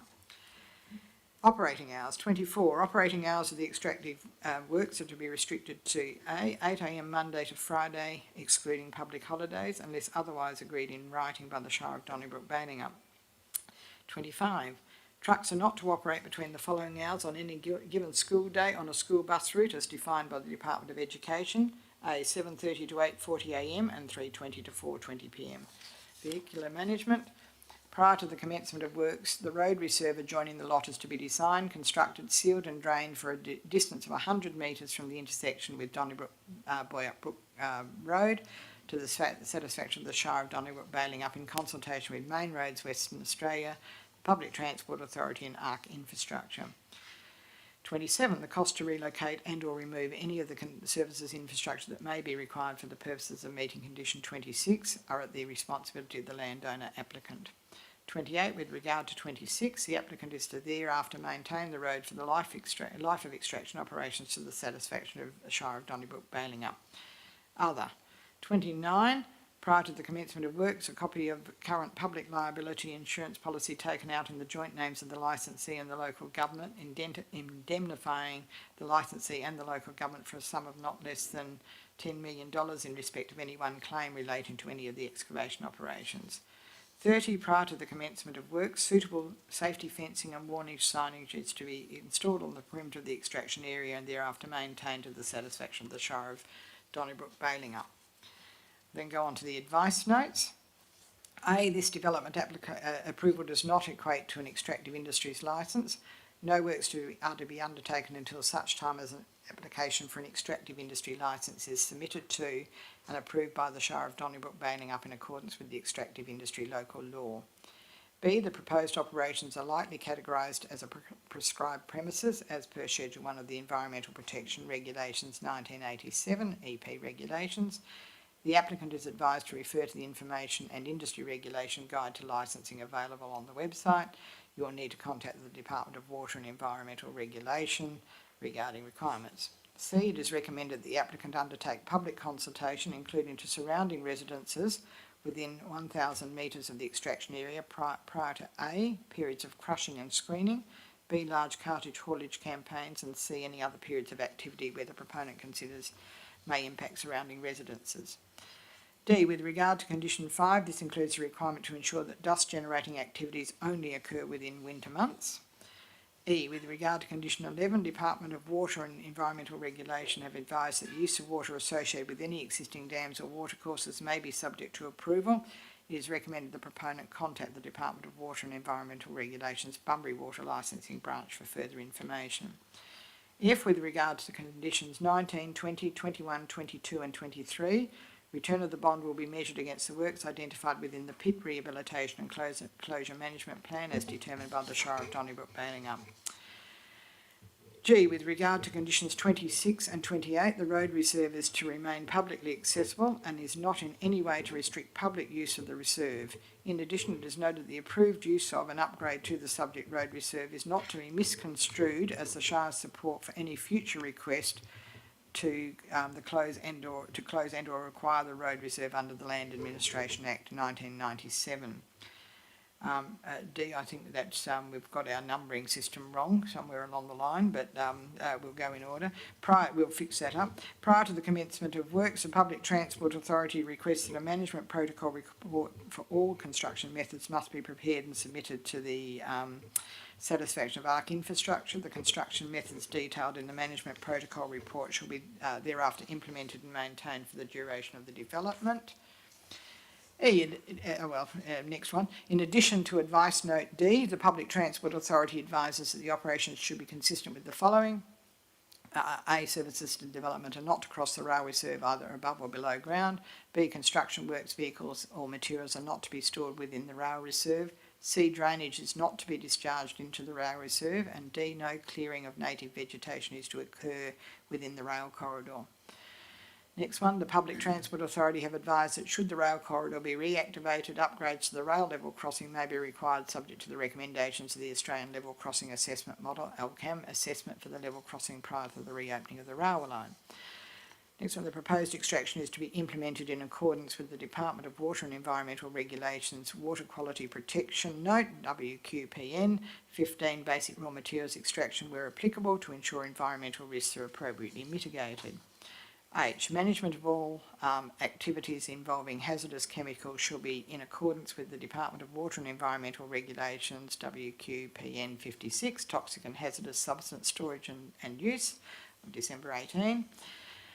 Notwithstanding any approval hereby granted by the local government, the applicant is reminded of their obligations under the Aboriginal Cultural Heritage Act 2021 with regards to undertaking due diligence assessment and obtaining all relevant approvals. For further information, you may wish to contact the Department of Planning, Lands and Heritage.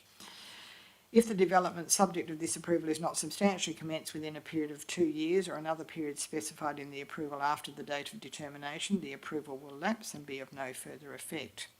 Wherein approval has so lapsed, no development must be carried out without the further approval of the local government having first been sought or obtained. And if an applicant or owner is aggrieved by this determination, there is a right of review by the State Administrative Tribunal in accordance with Part 14 of the Planning and Development Act 2005. An application must be made within 28 days of the determination. So that's the set of conditions that are being proposed on that basis. I totally appreciate that's not the outcome you want. I stand by my view that I think that on the basis of the information that I've read in the officer's report, that the applicant would have good grounds for a successful appeal to SAT if I were to refuse it, and I think that it is better mitigated by managing in this way. So I will take responsibility for that. I think. If I am to move away from an officer recommendation, I do have some formal advice that I need to. If you pull that up, yeah. So, as I say, I fully appreciate the concerns. I do think there are, and those conditions around, particularly around noise and visual amenity, are designed to actually be as stringent as they can possibly be. They have to be satisfied, as do all of those conditions, before anything can commence on site. But on that basis, I'm going to, pursuant to Part 2, Regulation 11DA of the Local Government Administration Regulations, 1996, the decision by the Council, the Commissioner, to approve this application is made on balance based on the matters raised being able to be reasonably managed through appropriate conditions of the approval. and subject to the numbering and of both the conditions and the advice notes being tidied up, I intend to move and endorse those recommendations. So thank you. And I would. Okay. I appreciate that was fairly long-winded, but I thought it was very important to go through it. Thank you for attending.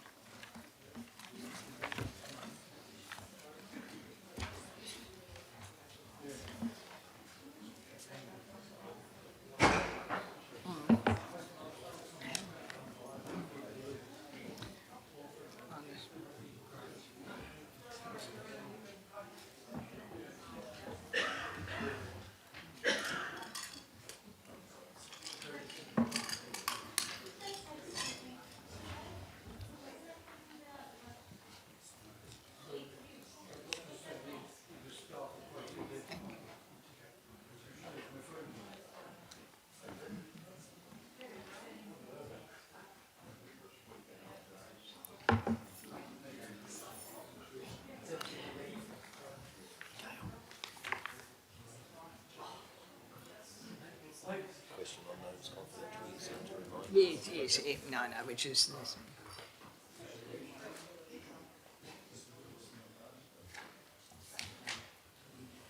Okay, thank you for that, and I appreciate those people that did attend specifically for this for that item.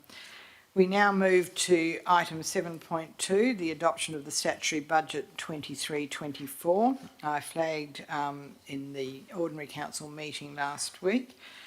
The proposal here is that the council, the commissioner, adopts the 2023-24 statutory annual budget, attachment 7.2.1 bracket 1, and appendix to 23-24 statutory annual draft budget, attachment 7.2.1 bracket 2, pursuant to section 6.2 of the Local Government Act 1995. 2. The 23-24 schedule of fees and charges attached 7.2.1 bracket 3 pursuant to section 6.16 of the Local Government Act 1995. 3. The following rates in the dollar and minimum payments for the 2023-24 financial year on all rateable land pursuant to section 6.32 of the Local Government Act 1995. The general rate multiplied by each valuation dollar, the unimproved value, the UV of 0.005379, the gross rental value GRV of 0.1121. The minimum payment level for unimproved value UV is 1515. The gross rental value GRV is the same figure, 1515. The due dates for the payment of rates and charges in the below table pursuant to section 6.45 of the Local Government Act 1995. Payment in full, due date of 20th of October 23, in 2 instalment options, the first instalment on the 20th of October, second instalment on the 19th of February 2024. 4 instalments, the first instalment 20th of October 2023. And 2023, the second instalment 19th of December 2023, third instalment 19th of Feb 2024, fourth instalment 19th of April 2024. 5, an 11% penalty interest on overdue rates and charges that remain unpaid past the due date pursuant to section 6.51 of the Local Government Act 1995. 6, an interest rate of 5.5% where the owner has elected to pay rates and charges through an instalment option pursuant to section 6.45 of the Local Government Act 1995. 7, an instalment administration charge where the owner has elected to pay rates and charges through an instalment option being payable on the second and each subsequent instalment pursuant to section 6.5 of the Local Government Act 1995. 7.1, $12, a total fee for 2 instalment option, and 7.2, $36 total fee for 4 instalment options. 8, a material variance for reporting of $10,000 for 2023-24 pursuant to regulations 34.5 of the Local Government Financial Management Regulations 1996. 9, the 2023-24 waste receptacle charges pursuant to section 67 of the Waste Avoidance and Resource Recovery Act 2007. 9.1 bin service, 3 bin service, $375. 9.2 bin service, 2 bin service, $360. 9.3 optional bin rubbish fortnightly, $140. 9.4 optional bin rubbish weekly, $275. 9.5 optional bin recycling, $86. 9.6 optional bin organics, $149. 9.7 aged care bin service, 3 bin service, $121. 9.8 aged care bin service optional organics. I note the paper also contains detailed work on capital works and other things. I mentioned at the outset that there was a series of questions that I think are just worth addressing, because I've seen a little bit of commentary on, and I think it relates to a question, although Sian's gone. I think Sian is, oh no, Sian's still there, she just shifted, that Sian asked last time around money spent on halls, etc. And I think Mr. Marshall indicated that in the case of the Brookhampton Hall in particular, the amount budgeted last year hadn't been sufficient to actually to cover the actual quotes that we had in, so that it's been carried forward and additional money carried in this budget, and the same applies. But the question related around a concern that last year the justification for an 8.5% rate rise would be spent, that the extra money would be spent on assets, and comment about the amount of money on halls. First of all, can I just clarify that the rate rise set last year was 8%. There was a total in reserve for COVID recovery of somewhere between $94,000 and $95,000. Kim will be able to cite the exact figure, but I know it's around $95,000. As that money wasn't required to be spent on any of the COVID recovery aspects, it was actually determined by the then council to apply that as a discount on the budget, which equated to, I think from memory, a 1.57% decrease. So the actual rate increase, as it were, was 6.43% last year. But the one-off concession was of $94,682.52. So basically that was the case there. The people have queried, whether the amount of 6.5% is actually higher this year. It's not, and if we need to, I'll go through some further notes, but if we need further clarification, Mr. Dolcedelli can explain it. There's also the further question also relates to the updated management plan, suggesting there's a backlog of $250,000 in maintenance, and many of the maintenance jobs are budgeted for, so where did the money go and why? I think the current adopted asset management plan for buildings shows a 2023-24 backing of 109,000 backlog, of 109,659, and the asset management plan for parks and reserves a backlog of 17,725, being made up of the following items. The buildings in Newlands Hall, 53,220. The depot at Victory Lane, 38,866. The council chambers, this building here, 5,000. Dental surgery, 2,073. The dog pound, 4,500. And the cat pound, 6,000. Parks and reserves, Trigwell Street Park, 2,500. And the Bailing Up Oval, 15,225. $15,225, and that's included in the asset management plan, the consolidated document on the website under the asset plan for buildings and the asset plan for parks and reserves. So the items included in the asset management plans are not budgeted in general maintenance operating items unless they're under the threshold of 5,000. So those items that exceed the threshold amounts are budgeted for in the capital expenditure component of the budget, which commences on page 42 of attachment 7.2.1, bracket 2, titled Draft Budget 23-24 Capital Expenditure. So basically it's not that that backlog at all. It's just that it's represented in different parts of the budget. Now, in terms of there was this is that goes to the heart of the 6.5. It says on page 720 of the attachment, it states quite clearly that rate rise will be 6.5, and this has been announced. Also states that there will be an extra 1.57 due to the removal of a one-off payment of COVID money, and this was not announced. On page 61 it states that most of the increase will be met by the farming community. The rating information was in 2 paragraphs of a very large document. And I think the understanding is that that was referring to page 61 of the agenda. The draft budget is premised on a 6.5% increase in the total base rate revenue. It's critical to note that this is the average increase, and some ratepayers will be impacted below and some above this average if their property's rateable value has increased by the office. It has been increased by the Office of the Valuer General above or below the average for the district. So that happens every year.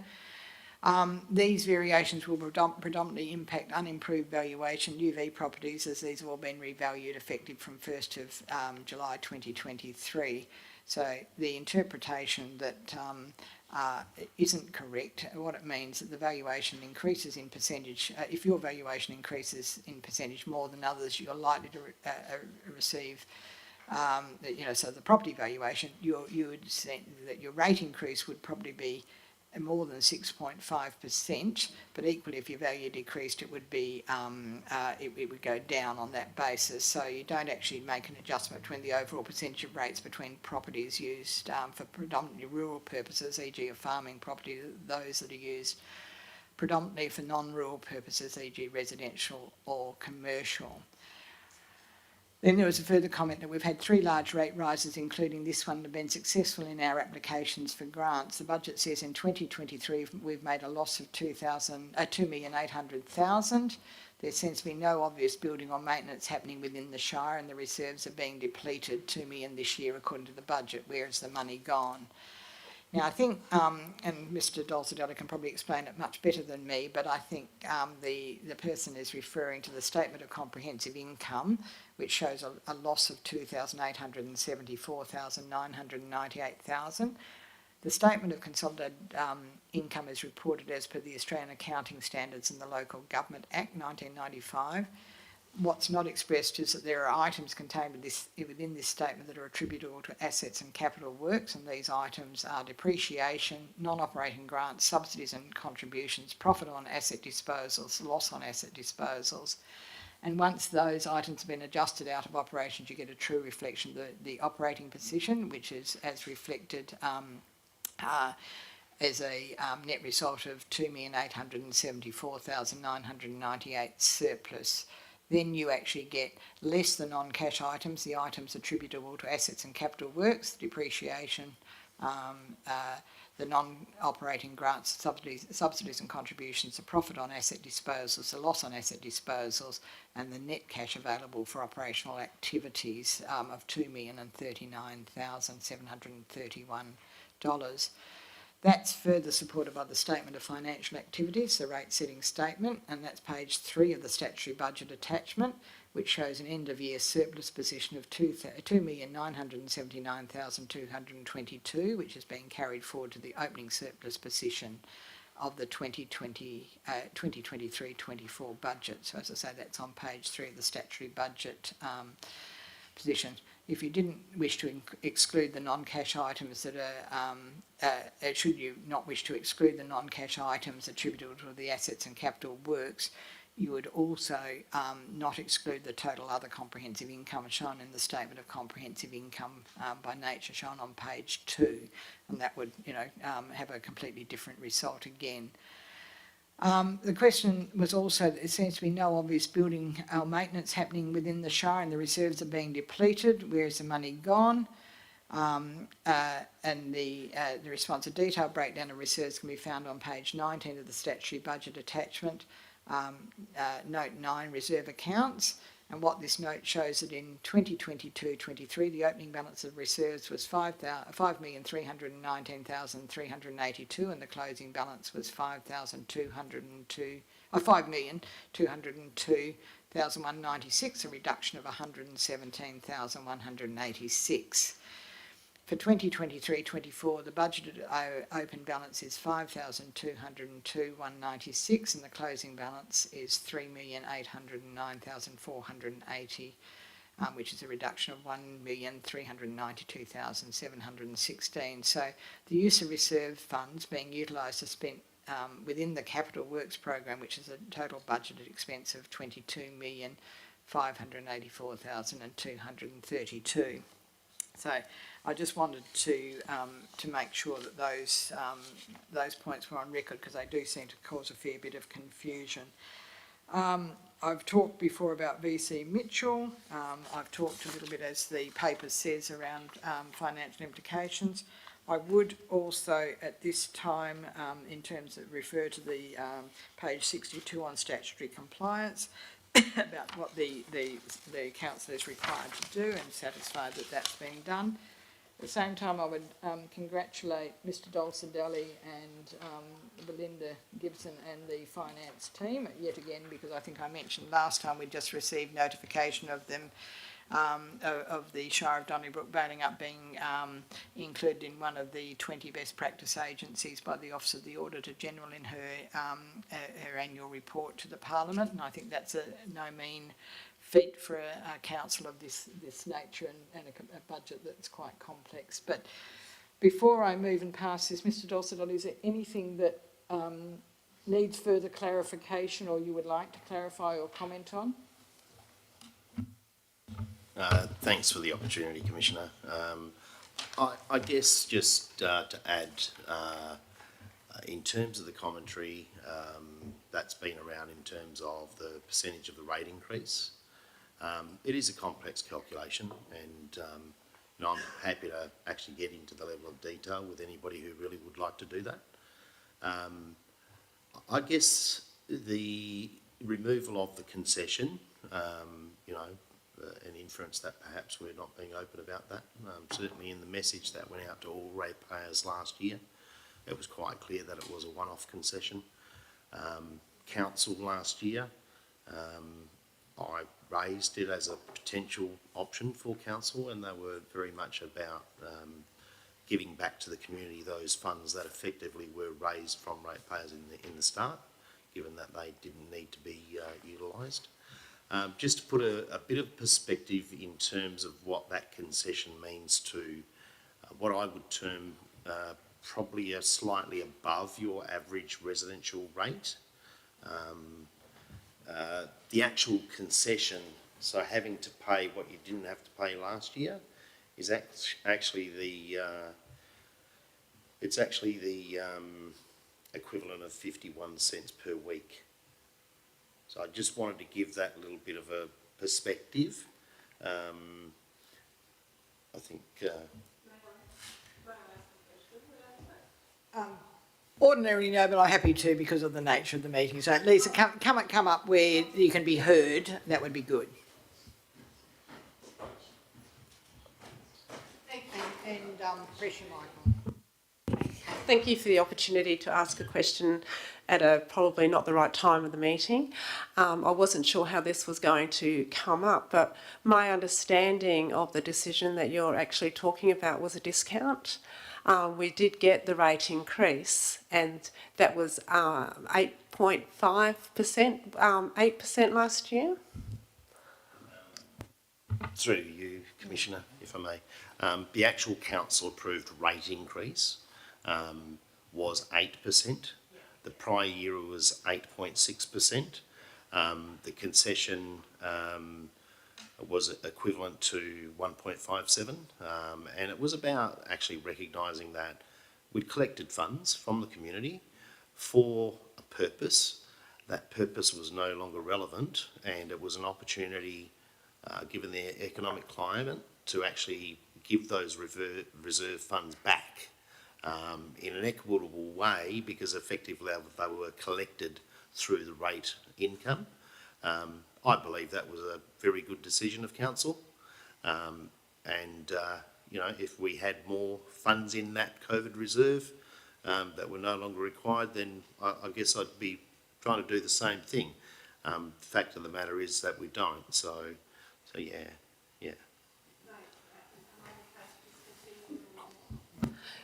So the rate increase was 8%, of the rate revenue increase was 8%. We did receive a discount, which was separate, so we did get the rate increase. It was just that we got a discount, and I think it was titled on the rates. I remember ringing up and asking about it. I think it was titled on the rates, discount, and so that the rates went up 8%, or the revenue went up 8%, but then we all received the discount, which was just exactly what you say. It was a council decision that happened with that. So I still don't understand how that's, because that's just a one-off $96,000 that was in the surplus to the budget because of the COVID money that was put aside. I don't understand how that's impacting this year, because when I do the math on what the rate increase is, the rate revenue increase is actually, I got my son to help me work it out because I'm not very good with that, but he told me it was 8.26 blah, blah, blah, was the percentage of the increase in rate revenue. So whilst I understand we did get a discount last year, we still got the increase, but we got a discount, which was great. Great decision. However, what I do note when I look at the math is that the actual rate revenue increase is over 8% this year. Thank you. I'll ask Mr Dulcet because this is, it's really important to clarify this.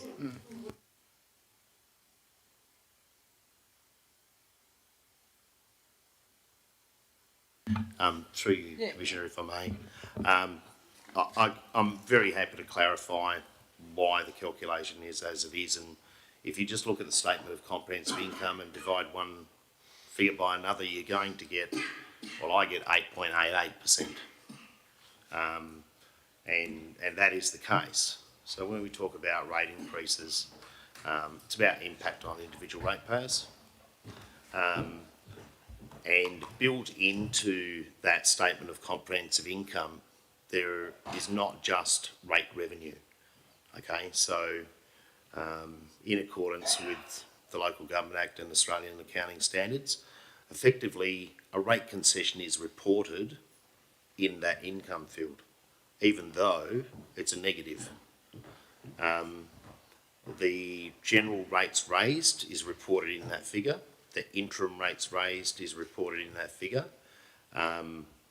Rate write-offs is reported in that figure, and other rate concessions. So we have far less this year because we've done the boundary adjustments with Boyup, and therefore we only have one property now, which is impacted.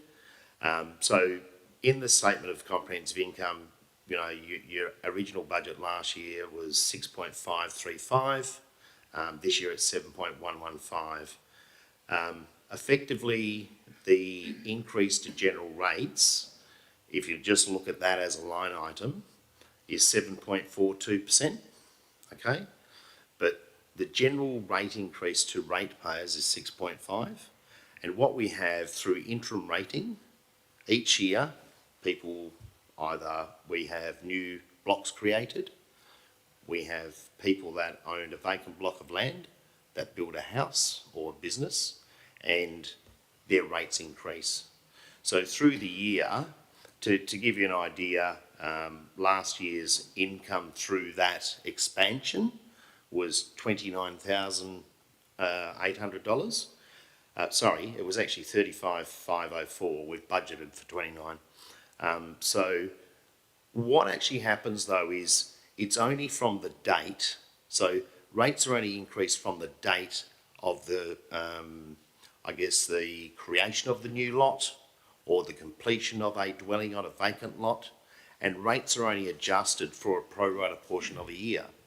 So when you actually look at that in a full year, 35,000 can become 60,000, can become 70,000. And effectively, if we're creating new parcels of land, or we're having new houses built, which means more residents in the district, we need to capture that growth. Because if we don't, what will actually happen is we will go backwards. So effectively, that growth is actually added to the base of the original levy in the former financial year. So if we did nothing other than remove the concession, what would we raise today? And that's the number. I hope that makes sense. To summarise, I suppose, what I did when I was looking at it is I looked at last year's budget and I did the math around it, and it came up to being about what the rate revenue was that we were suggesting in the budget. Or to count to our community.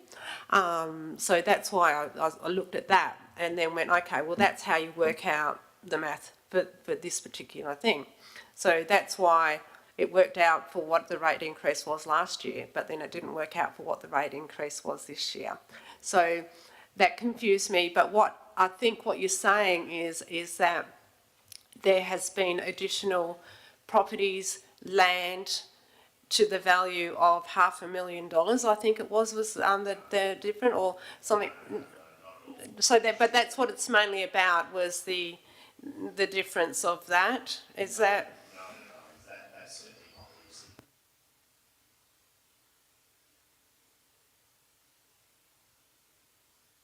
not. Sorry, that certainly is not the significant difference between the two.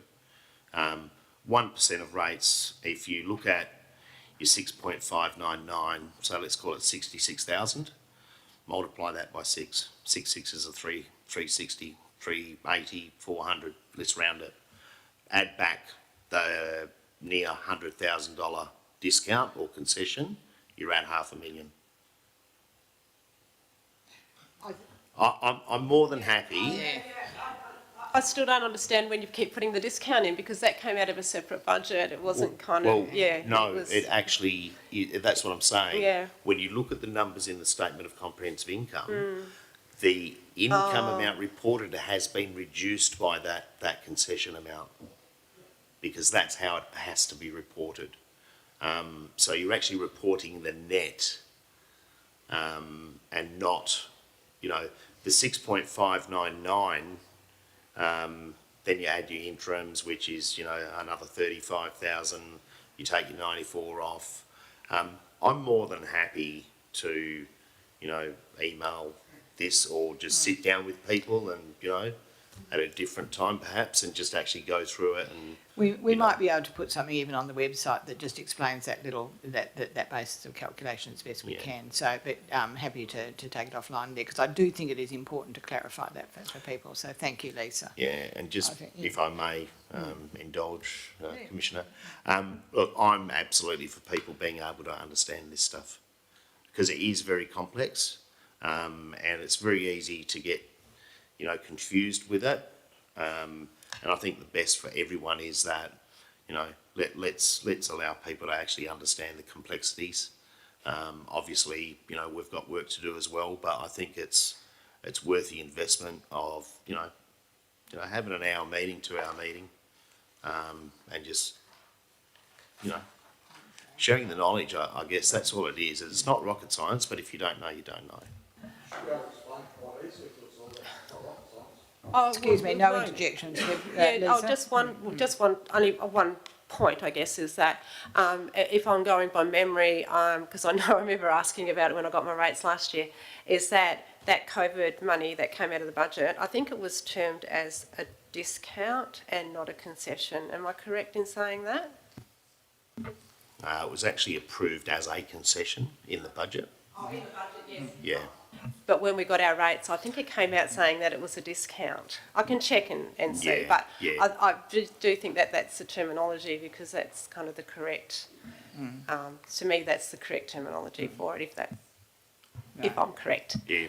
Thanks. Yeah. Okay, No, thank thanks, you. Lisa. I do appreciate it. And I also appreciate that, even at the 6.5, it is at that higher end, but it is in line with the long-term financial plan. I think that's a responsible thing to do. So on that basis, I have read out previously the executive recommendation from parts 1 to parts 9.8, and I move and carry that and thank Kim and the team. So thank you, good work.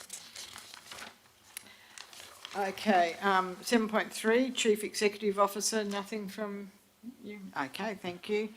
Now, we do have one matter that I do need to close the meeting for, which is a request for the tender for Langley Villas, the refurbishment work. It is confidential because it relates to a tender. I would advise that I won't be making awarding the tender, but agreeing that there are two tenderers that we would like out of a number that we would like some further information from. Because I think both are a little bit above the budget that was allowed, so we're going to enter into some negotiations. So that will be the decision there. And then I will be actually opening the meeting again to close it, to come back and tell you that the next ordinary meeting of council will be held on Wednesday, the 27th of September, commencing at 5 p.m. in the Shire Chamber. So for that, by all means, feel free to come back in for that. But thank you for your attendance, and just a reminder that we will go into caretaker mode by virtue of the council policy on the 14th of September. Thank you. Yeah. Oh, the local government election will be on the 21st. Now, absolutely sure now, it's the 21st of October. Nominations open tomorrow and close on the 7th. The only reason that people were a bit unsure, they've always been scheduled for the 21st, but just in case Prime Minister Albanese, when he made his announcement today, picked the 21st, it was going to muck us up. But the voice referendum is now the 14th. And so all local government elections across the entire state will be held on the 21st of October. Ours will be conducted, as will most councils, by the Electoral Commission. It will be by way of postal vote, but as someone pointed out to staff when we were chatting to staff today, if you lose your piece of paper or whatever, you can still come into the council offices and cast your vote. And we're just encouraging as many people as possible, both to nominate, to consider being an elected representative, or to make sure you cast your vote. So thank you. And I'll declare the meeting closed to the public now and then reopen again shortly.